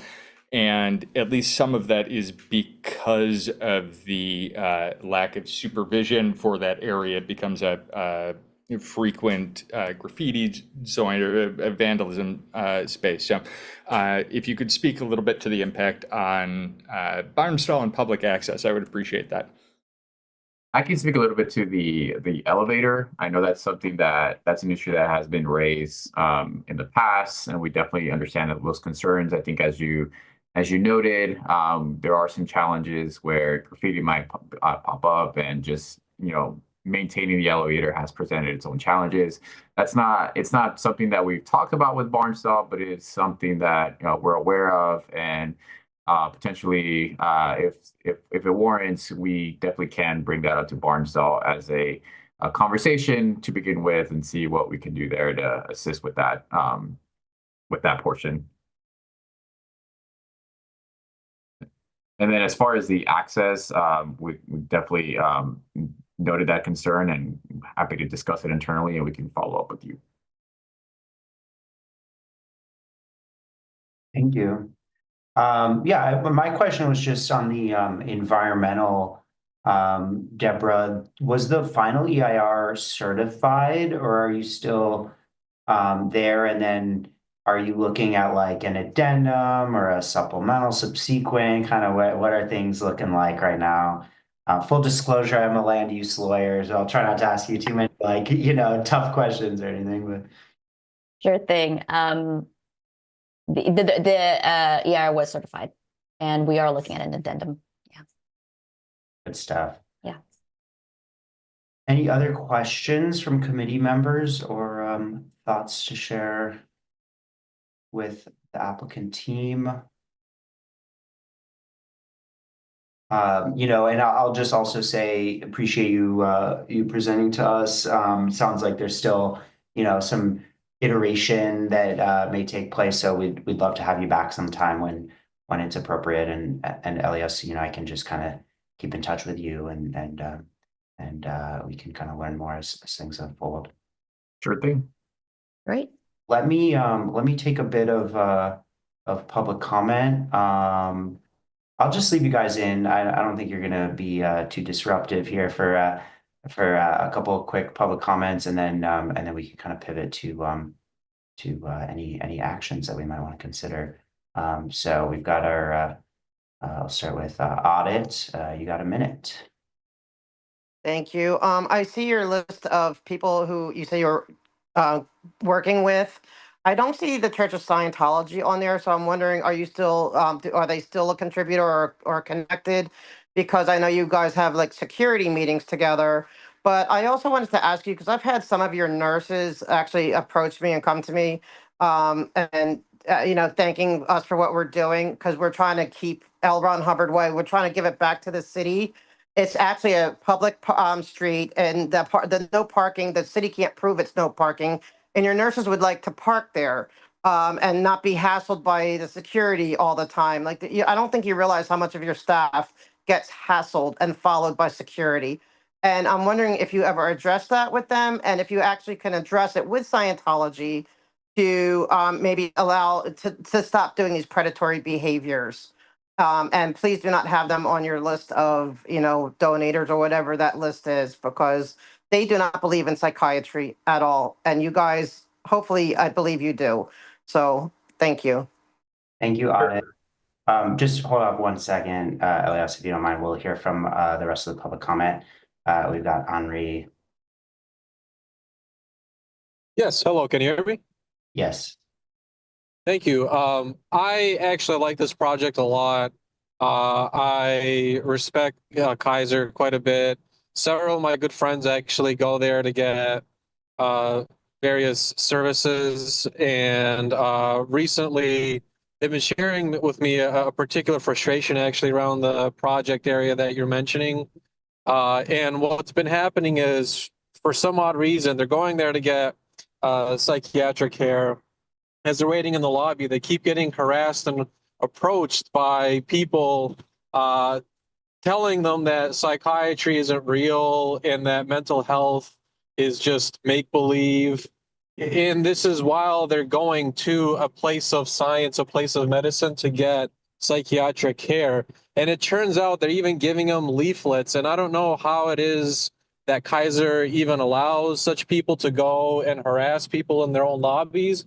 But it turns out that on multiple occasions at this point, they've been telling me that these people are Scientologists that are following them into Kaiser Hospital and preaching the teachings of Scientology, which is that they flat out don't believe that psychiatry is real while they're going to try to get psychiatric care. I mean, that's just insane. I don't know how Kaiser can continue to allow its patients to suffer such undue justice. And I hope you seriously look into it. It's been very well documented. I too have had your nursing staff come to me and express their grievances. And I hope you look into this seriously, because I can't think of any other clinics where people are suffering through such similar issues. And I appreciate your time. Thank you for your comment. Okay, well, I don't know if you know, I'm happy if you want to take a few seconds to respond to either any of that, or we can just kind of move into discussion as a committee of any actions we might want to take. Sure, I could briefly just respond. I think the first question was in regards to L. Ron Hubbard. I mean, I can't speak to that. We can't speak to that. I believe that's a matter between Scientology and the city from in the past, as my understanding, but I'm not very well versed as to why L. Ron Hubbard is there's no parking permitted there. We do not. Our partnership with Scientology is as the commenter suggested. We do meet with them and the other hospitals on a monthly basis just to discuss common issues of security. And we do, from time to time, they assist us with the parking challenges that we are currently experiencing, but that is the extent of the partnership with Scientology. In terms of the other commenter, in regards to our patients being harassed, I'm not aware of that. I'd have to check in with our security. You know, if Scientology staff is out on Sunset or Vermont or what have you, I mean, I believe, I'm not a lawyer, but I believe that's the right to be on there. And we wouldn't be able to tell them not to do that. But that is as much as I'm able to respond to the comments. Thank you. I appreciate that.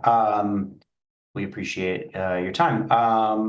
So I don't know if committee members have any other questions or comments. You know, my thought is that we might not necessarily need to sort of take any formal action on the proposal at this time, unless there's anything that folks want to make a motion to suggest. But I do appreciate just kind of being able to provide information to the public and you being here to kind of to share the updates. But I do see that Ida has a hand. Yeah, I just want to say I didn't get it. I was like looking over the plans. I couldn't find them earlier until during this meeting. So, and seeing them now, I just want to ask if Kaiser has any incentives for people to take public transit, since you're adding so much parking and you're right by the metro station, as well as using like bike parking, things like that. I don't see any plans for that, and I think it's really important if you're right by the metro station and taking up and occupying so much of that land that could be used, for like housing or something, to try to minimize land use just for cars. So would really like to see if you guys have any plans for that. Like, some places of work give you money or other types of benefits if you use public transit. So would like to know if that exists and if there's any plans to remediate the additions of parking, which again is just public storage for property and really doesn't contribute to our overall benefit, it would be ideal to see something that would remediate that. Thanks.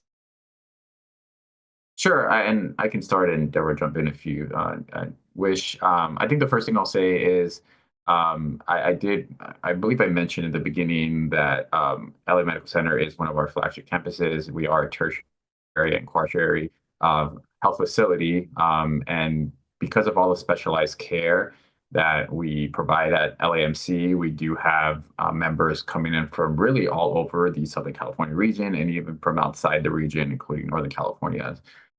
We are very challenged with parking, and we obviously take those parking concerns very seriously.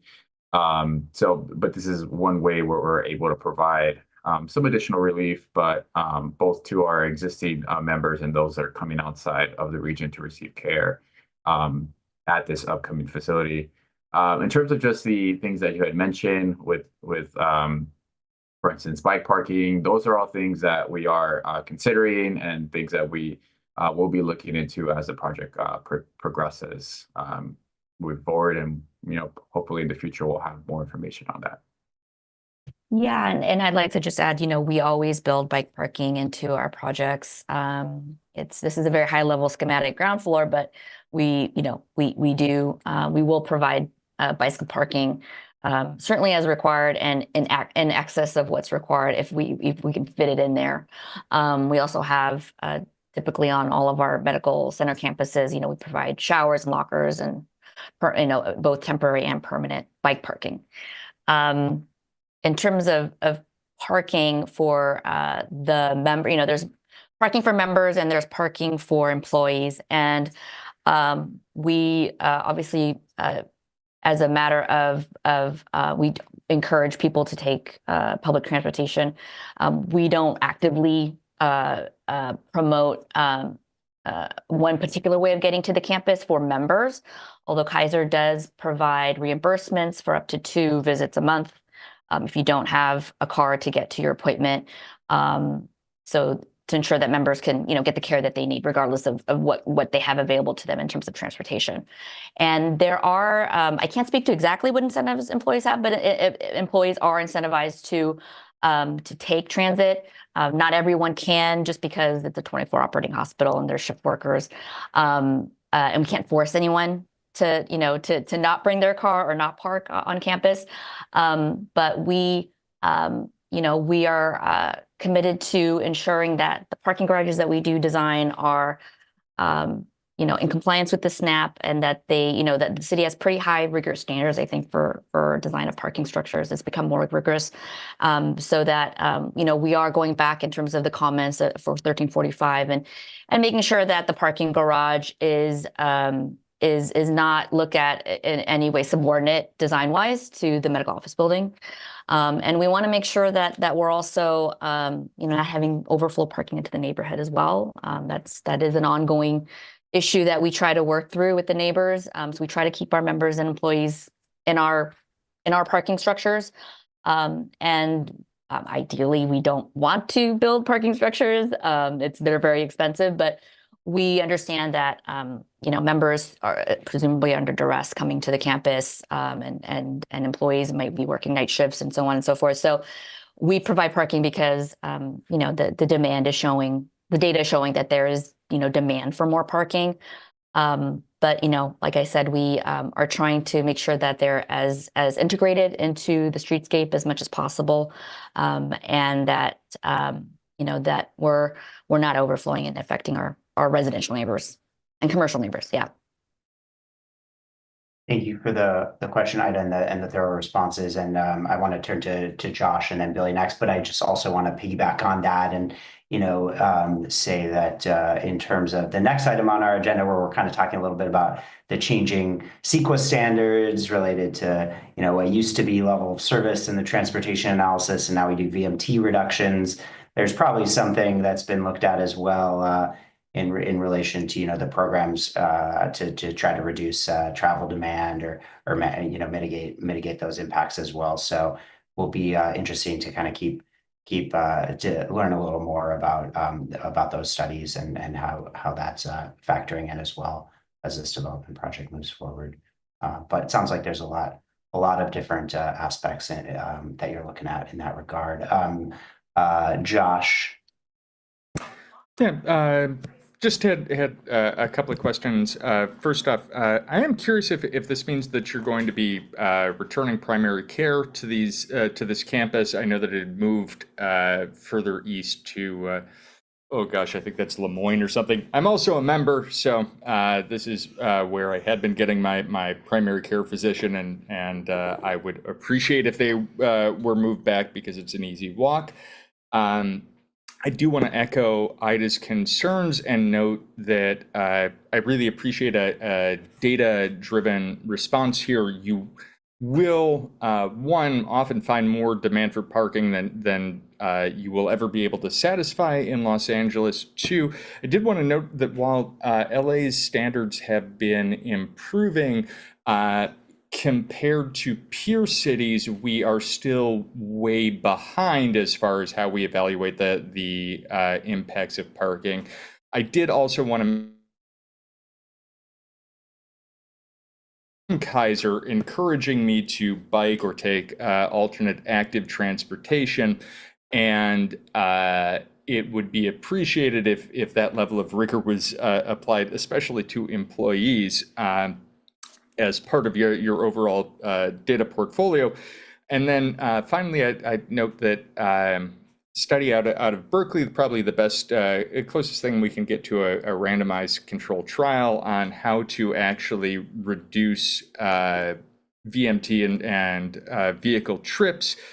It is to remove parking. And so while other incentives can be nice, paying people to not drive doesn't work nearly as well as just removing parking spaces or pricing them appropriately for your staff. And I recognize that can be a burden, but that's also something that you can balance out through other compensation. So I just encourage you to be creative in recognizing that ideally this becomes an urban medical center rather than a suburban medical center, and realize that the more car traffic that comes here, the worse it is for the neighborhood overall, and balance the carrot and stick there as much as you possibly can.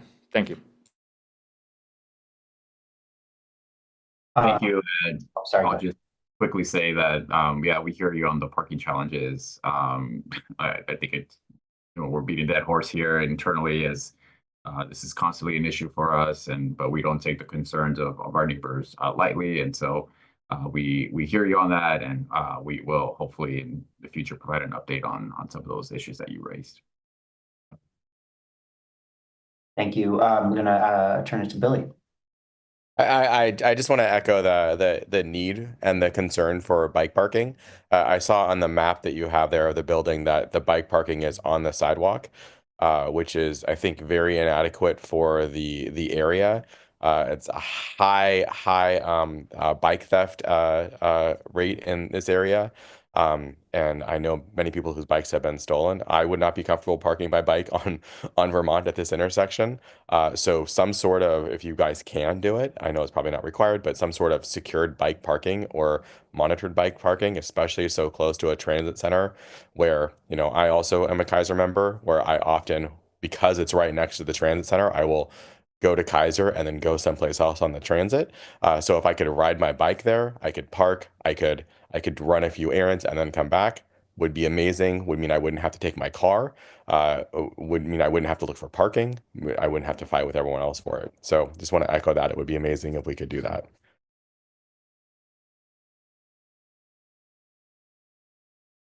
Great. I'm so glad that we had the chance to kind of to check in on this. Any other comments from committee members? All right, well then I think we can just thank you all very much for being here, and we look forward to just sort of staying in touch as things move forward. And we'll let you go and turn on to our next agenda. Thank you all. I appreciate Thank you. Good night.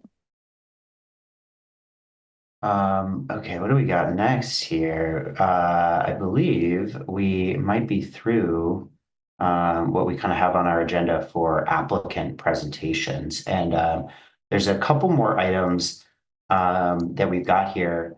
I was tempted to switch them around, but I think I'm gonna stick with the order we got on the agenda, especially because the next one's so germane to the discussion we were all just having.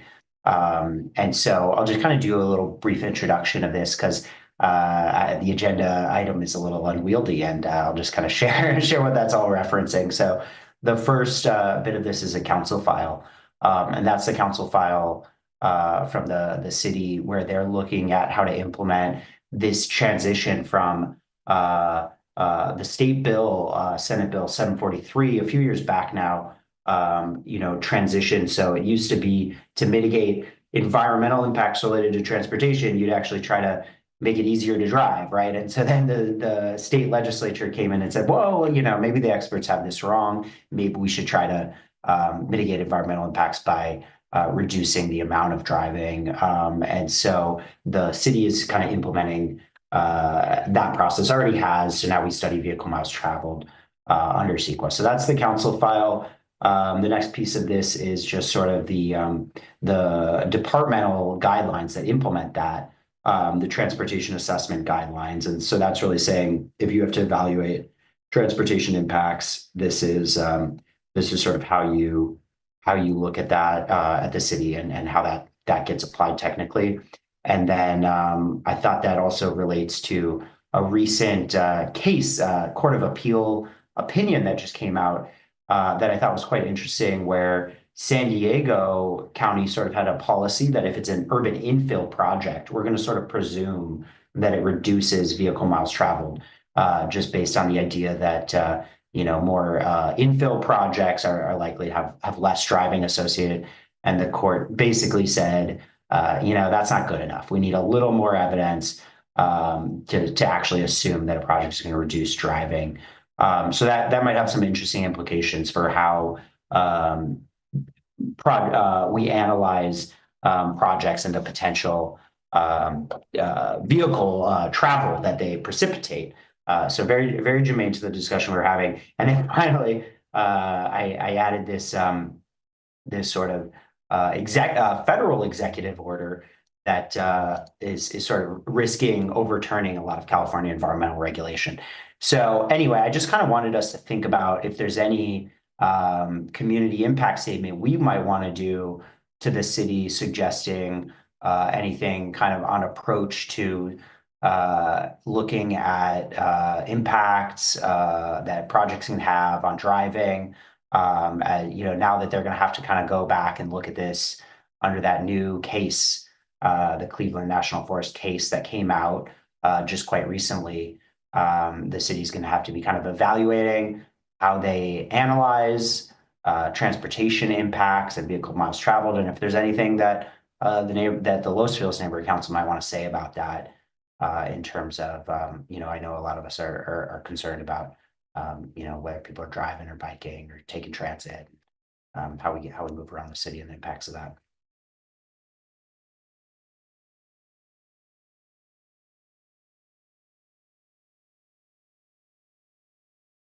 Yeah, go ahead, Josh.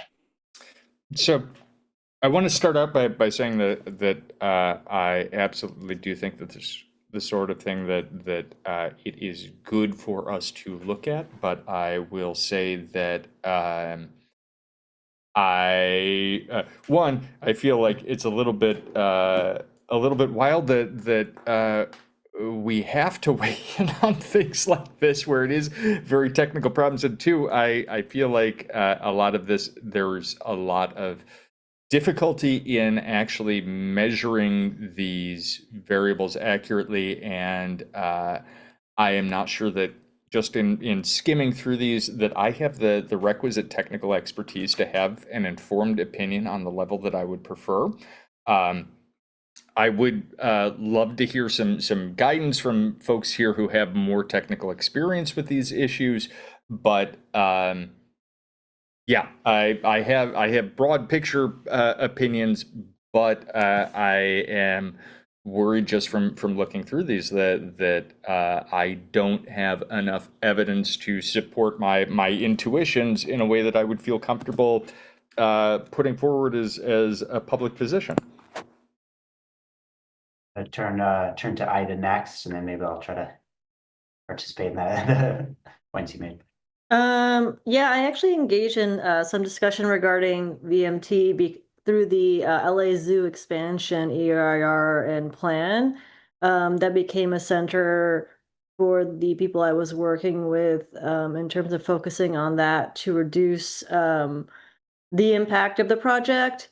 And as Josh stated, one thing that was brought up was how they were measuring things. There wasn't really any criteria or sources as well. It seemed like they were only looking at Los Angeles and not like the impacts of like Burbank and Glendale. So there's an issue of like jurisdiction and like how do you bring in that. So though in essence, it's like one of those things in theory, it sounds really great because you are measuring more than just how many people are there, but like where they're coming from. But I think because there's such it's such a problematic or difficult way to gather the information and for that to be accurate, to reflect a statistical analysis on anything, I think it might be more helpful to and also in their analysis, they provided like really lacking alternatives, like in terms of public transit or biking access to like the zoo as an alternative. Like it seems like it could be a kind of like a crutch, and I think we have to have more of a multi-faceted approach to CEQA versus just using VMT without it having any sort of gauge. So it's one of those things like it's trying to gauge, you know, like obviously we want to assess if somebody's coming from Victorville to this project, it's going to create more emissions than if they're coming from like Burbank. But then you know, how are you going to gauge that? And then at the same time, it's like, how are you going to remediate for that? I think it makes much more sense to still gauge for the amount of vehicles and the amount of people coming. And also like providing alternatives. So I think that is, like Josh was touching on, like that is the biggest problem I think with VMT is like assessing it accurately.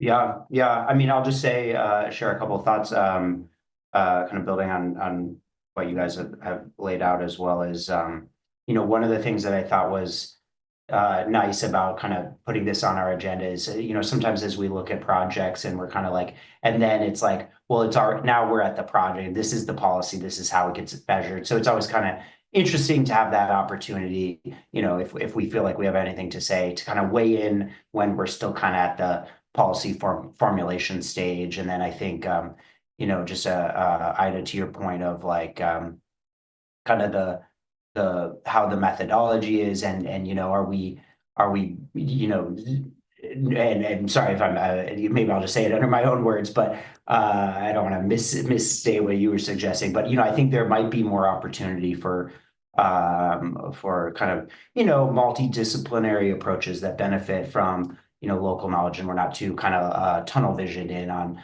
a particular methodology that might not be accounting for all the aspects. And you know, I mean, I think you know, and Josh, I appreciate, you know, that humility to say I don't necessarily have all the expertise, but I also think luckily the city probably won't take any comments we have too seriously anyway. So, you know, I don't think it's necessarily harmful to sort of offer a view, even if it's fairly high level or something like that, that can just be kind of accounted for. You know, I'm not sure that I'm not like necessarily pushing for any one particular comment, but I just think, you know, this, and then the other thought I just had is, you know, we talk a lot about VMT, whether it's, you know, a particular project or in relation to conversations around transportation and mobility that we have at that committee. But I think it is interesting to think about, you know, how that factors in when we're, you know, doing planning and land use, and how we can look at those kinds of issues that I think are of concern to all of us through these kinds of like planning policy tools. So,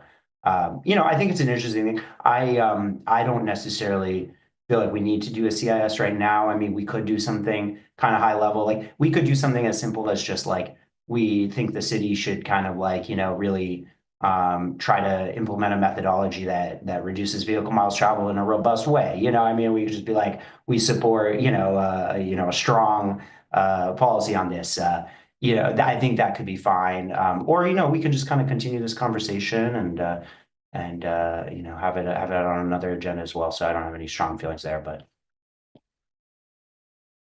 Billy? I didn't see anything about this in the packet. What is there more documentation where we can learn more about this? So I think I meant to, and maybe I didn't. Let me take a quick look. I meant to try to add that case. Although, yeah, I did add the recent case that came out. Which file is it? It's Cleve. The title here is in the project materials on our drive. If you Cleve National Forest. I mean, not everyone enjoys reading Court of Appeal opinions as much as I do, and I really do. But sorry, not to throw you under the bus. So that's one place, and then also, Billy, I could send you these the current version of or I can put them in the drive. The current version of the transportation assessment guidelines. Also, a bit technical material that not everybody would just enjoy as bedtime reading. And then, you can also pull up that case file that's at the beginning of the agenda item there, 141169 on the city clerk platform. And then you can see all kinds of documentation that the council has considered as part of, updating this. And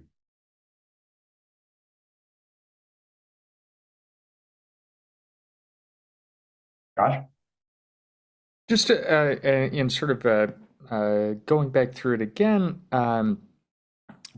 if anyone has more expertise, I'm trying to square the standards of review used by the appellate court against the statutory requirements, and I'm trying to work out what the because basically my understanding is that the court just invalidated the standards that the county of San Diego used, but they didn't speak on what acceptable standards might be. They just said that they could produce standards that were in this ballpark, but not these specific standards. And so I'm trying to work out what acceptable methodologies exist under the statute.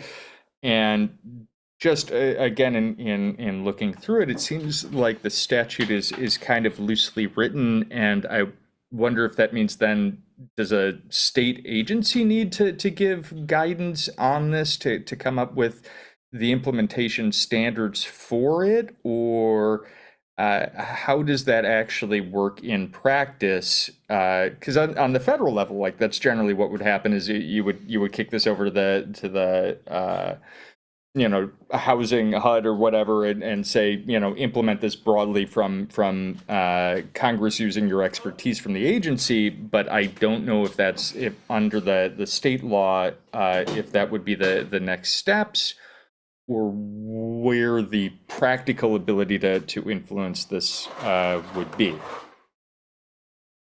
Yeah, and I did just upload the city's transportation assessment guidelines into the drive, just for reference. And it's a great question, Josh. I mean, there's a lot of aspects to this. The state agency is called the Office of Planning and Research. They don't have like clear regulatory authority in this case, but it has very strong authority that courts find quite persuasive and is pretty important.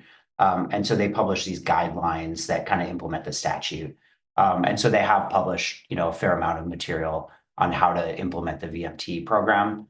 And then it's really up to all the jurisdictions, in our case, probably most specifically the city, but it could even be other public agencies, like a community college district, for instance, would have its own procedures to follow CEQA. They wouldn't be subject to cities. So, each local agency kind of has to figure out how it's gonna do this stuff. And so the city has its transportation assessment guidelines. And then a lot of times it comes down to, do they get challenged as such, a facial challenge it's called, or does a project try to use them? And then it's like an as applied challenge where it's sort of like, then you challenge the project and you go after it for like the methodology wasn't sufficient. And then, that's sometimes how things get sorted out, in the courts.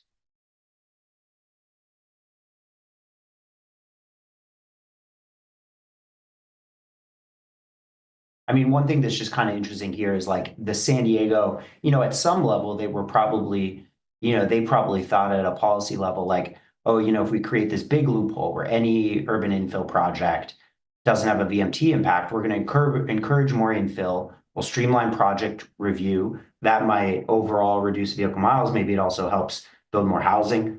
Could be good laudable aims for that, but then also, the counter argument is, well, like, maybe there are some projects that are going to cause more vehicle travel than others, and more that we should be doing to try to have projects with bike parking or whatever, less parking for cars or whatever else it might be. But Ida, I see your hand. Yeah, I'm just looking at the time and with all the stuff we've been talking about, maybe we want to table this for another meeting and like think about what we want to do in the meantime. Because it seems like people are not really up to speed to, and maybe need some time to read the materials, and it's almost 10 o'clock. Yeah, I like that suggestion. I don't have like, I think we could do a simple CIS, but I don't think we need to. And it sounds like there's some interest. And now that we've kind of got some more materials and updates out there, maybe we put this on a future agenda and see if there's anything more specific action we want to take on it. But I do want to, I don't know, even though we're tabling it, I think we should quickly take public comment on this one as well. So I'm gonna take that. I don't know if Audit and Henry have comments, or I think their hands have just been raised the whole time, but Audit, if you did have anything to share on this, please feel free to do so, as well as Henry. Say that that we do not have public comment on this one. So we'll move to our next agenda item, which is also something, okay, so this is different. The another council file, basically the city is looking at ways to streamline Olympic venues, and so there's this council file on it, and we did hear from this outside group called like No Olympics, and they have concerns about some of the approaches the city is taking.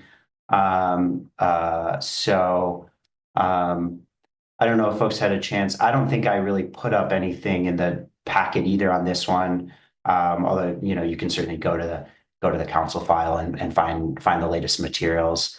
There's like a Tracy Park motion that I think, people are talking about a little bit, which would sort of try to make like Olympics projects more like just by right. And so I think, some people have concerns about what potential impacts those could have. So that's just kind of a brief introduction. Ida?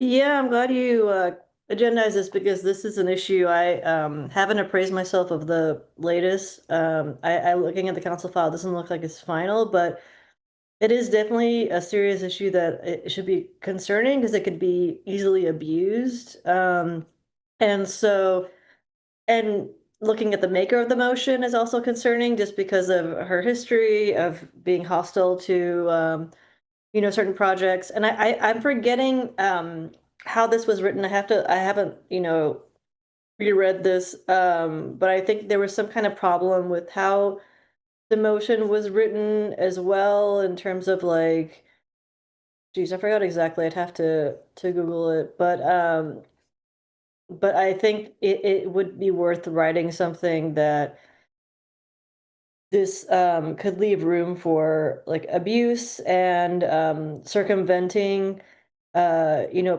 issues where, for instance, like Olympics often is building a lot of structures like stadiums or like different meeting places that just tend to historically in LA go into, communities that are more working class, people of color, and impact them in a greater deal, and obviously demolishing other buildings, and then the environmental impact of those buildings, and is obviously going to be felt by those communities more than the affluent communities, which is where Tracy Park is mainly.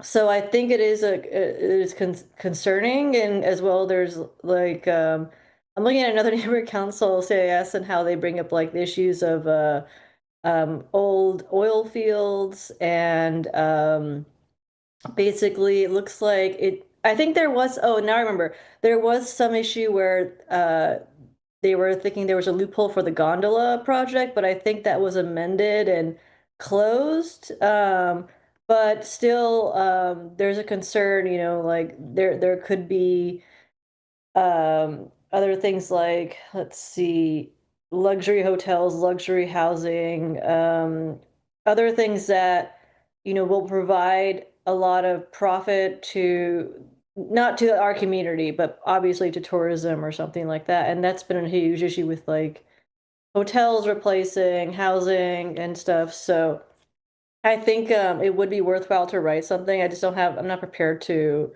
give comments on what that would look like right now, but I'm glad this was on the agenda because I think it's, there's a lot of other CISs, because it's very concerning that we would, circumvent CEQA and zoning laws and whatnot for the Olympics, because the Olympics is not, we're not circumventing these rules to create more housing. We're not circumventing these rules to create more transportation projects. We're not circumventing these rules to provide equity in our city's infrastructure. We're circumventing these rules to build something for an event that it lasts for a short determinate amount of time, and that's it. And so there's something to be said for that specific thing as well. So if they can do this for the Olympics, they could do this for housing projects, for transportation projects. So yes, even just like saying that could be even helpful. So yeah, those are the points I would put in the letter. Thanks. Thank you, Ida. And I did just remember that I did add to the packet, the email correspondence that we had received. And it does have like, what are called like sort of talking points. So I don't know if those could be things that we could either decide that we agree with that could go into a CIS if we wanted to do something like that, or we could pick from those, or we could do something completely different than what they've suggested. But I did just want to mention that there is some background material there as well. Any other comments from our other committee members on this or thoughts? Josh? Yeah, I'll try to be brief and echo a lot of things that Ida said. I don't think that this is. I don't trust the city enough to feel like this is a good exemption to provide. And while I do think that we basically jerked around long enough that a lot of the projects going in for the Olympics are going to need exemptions to the regular process in order to actually get them completed. A lot of the no build claims were BS when they were made, and Garcetti pitched a bunch of fairy dust and magic to make these things happen. We all knew that if we're going to actually make it work, things were going to be built. However, a blanket exemption just seems like a bad idea. I would much rather we end up somewhere in the middle, not having the onerous process we have for a lot of development here in Los Angeles, while still not just opening the floodgates to any boondoggle that Tracy Park might want to get into the budget. So yeah, I appreciate you putting this on the agenda, and I think that Ida made a lot of great points. We'll just echo those. Great. I'm gonna hear from Billy, and then before anyone does a formal motion, I will take one more call for public comment as well, just to put that note in there. But Billy.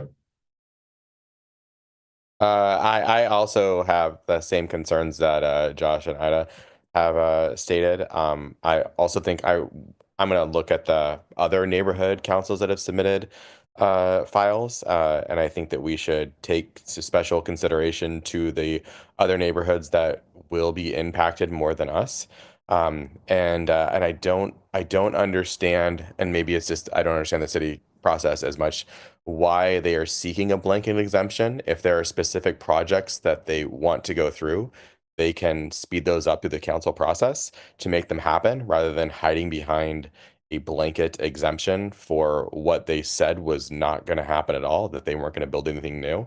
Uh, and like Ida said, why can't we provide exemptions for all the other things we want to do that they're not doing that? Great stuff. Okay, let me see if Henry has any comment for us. Yes, can you hear me? Yep. Thank you. I just want to say I appreciate the fact that you guys are seriously considering a CIS report. Even if people might think that it's just as an advisory position, the fact of the matter is those CIS reports, frankly, do a much better job at actually capturing the voice of the people through the constituents that you serve as the neighborhood councils, better than any city council member has ever done and will ever do. And so I'm glad to see that you guys are exercising that power. Keep doing so. And the fact of the matter is, from all that I know, the city is basically just trying to shirk its responsibilities and trying to hide behind a veil to fast track projects that they deem in the best interest of lining whatever political affiliates' pockets they have vested interest in at that time, and to shirk the voice of neighborhood councils. And anytime I see that, I don't appreciate it. I have full love and support for the neighborhood councils. And it's always fascinating to hear the CIS reports be read onto the record and see how much different it is from the city council members' comments. It's usually a complete night and day 180 difference from the council members' positions. And so I commend this council for doing so. Keep doing so. And I'll rest on that comment. Thank you. Thank you for your comment. We appreciate it. Okay, I don't see any other public comment. I think we had a good discussion. So are there any other comments or maybe a motion? Ida, I see your hand raised. Oh, I was just gonna add, I just looked at the email that you uploaded, and it did make also another good point that, obviously we just had the fires and how we should be focusing on rebuilding, but also cleanup efforts. We've seen, lots of reports regarding soil not being tested, all the stuff dumping into the ocean.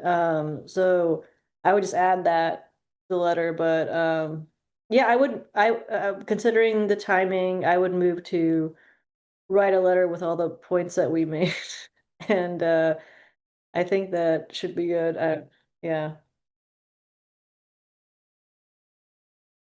Yeah, yes, I assume just not to quibble rather than a letter. Is that correct, Ida? Sorry? You said write a letter?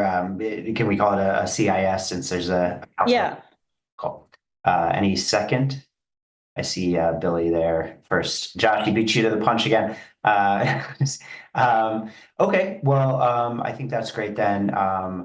Ida, maybe you can kind of work with Billy to put together the first pass, and any other committee members that have thoughts for contribution and send them here. Oh, any opposition or okay, then we'll just call it a 5-0 on that. And that's the end of our agenda. Does anyone have any final announcements or before we do that, let's approve our previous meeting minutes, which I believe are now all in the drive, and we're compliant with all the requirements. So does anyone I don't know, move that? Any objection? Josh moves, no objection. Okay, any other announcements or concluding friendly remarks or hateful comments, please no. Ida. Yeah, I just wanted to make a suggestion. We're all volunteers, and sometimes, especially this committee, comments can get heated, sometimes personal attacks, and especially being like the only immigrant on this committee, sometimes they're lobbed at me, and it can be really difficult, being in that presence. But one thing, in our diversity and inclusion committee, we did create were community agreements, and I think other committees have put them at the start of their agenda and read them, and I think that's something that I would recommend Plum do in order to help set the tone for the meetings and just make sure we're all on the same page to create like a conducive atmosphere where people are comfortable sharing their opinions.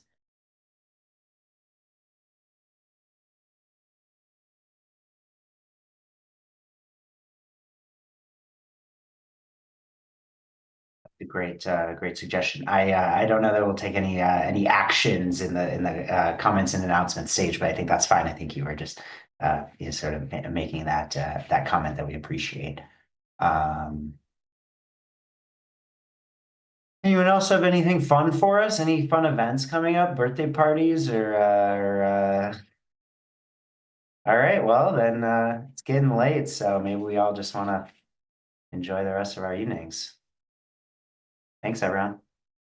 Good night. Oh, Glendale will have end of May. They're having their own little cyclovia on Glendale Avenue from Chevy Chase north. So an easy way to get there is go to the river path, go across the Orange Bridge, Glendale Avenue, and then kind of loop around there. And it's going to be May 31st from 10 to 4. So encourage everybody to go to, good, strong showing to show that we do care about open streets in Glendale, which is generally pushed back, and they ripped out the bike lanes there. So When I saw that there were, didn't want to interrupt, sorry. Oh, no, go ahead. I was just gonna say, I saw that there could potentially be impacts to Ciclovia with the budget, and so it's good to see events happening. The other just kind of planning related, I know there's one of some of the planning and land use departments are the worst affected by proposed budget cuts. So hopefully that won't have too many negative impacts on being able to move forward good projects like new housing developments and stuff like that. But in the meantime, let's ride. Let's get on our bikes. Cool. All right. See you, everyone.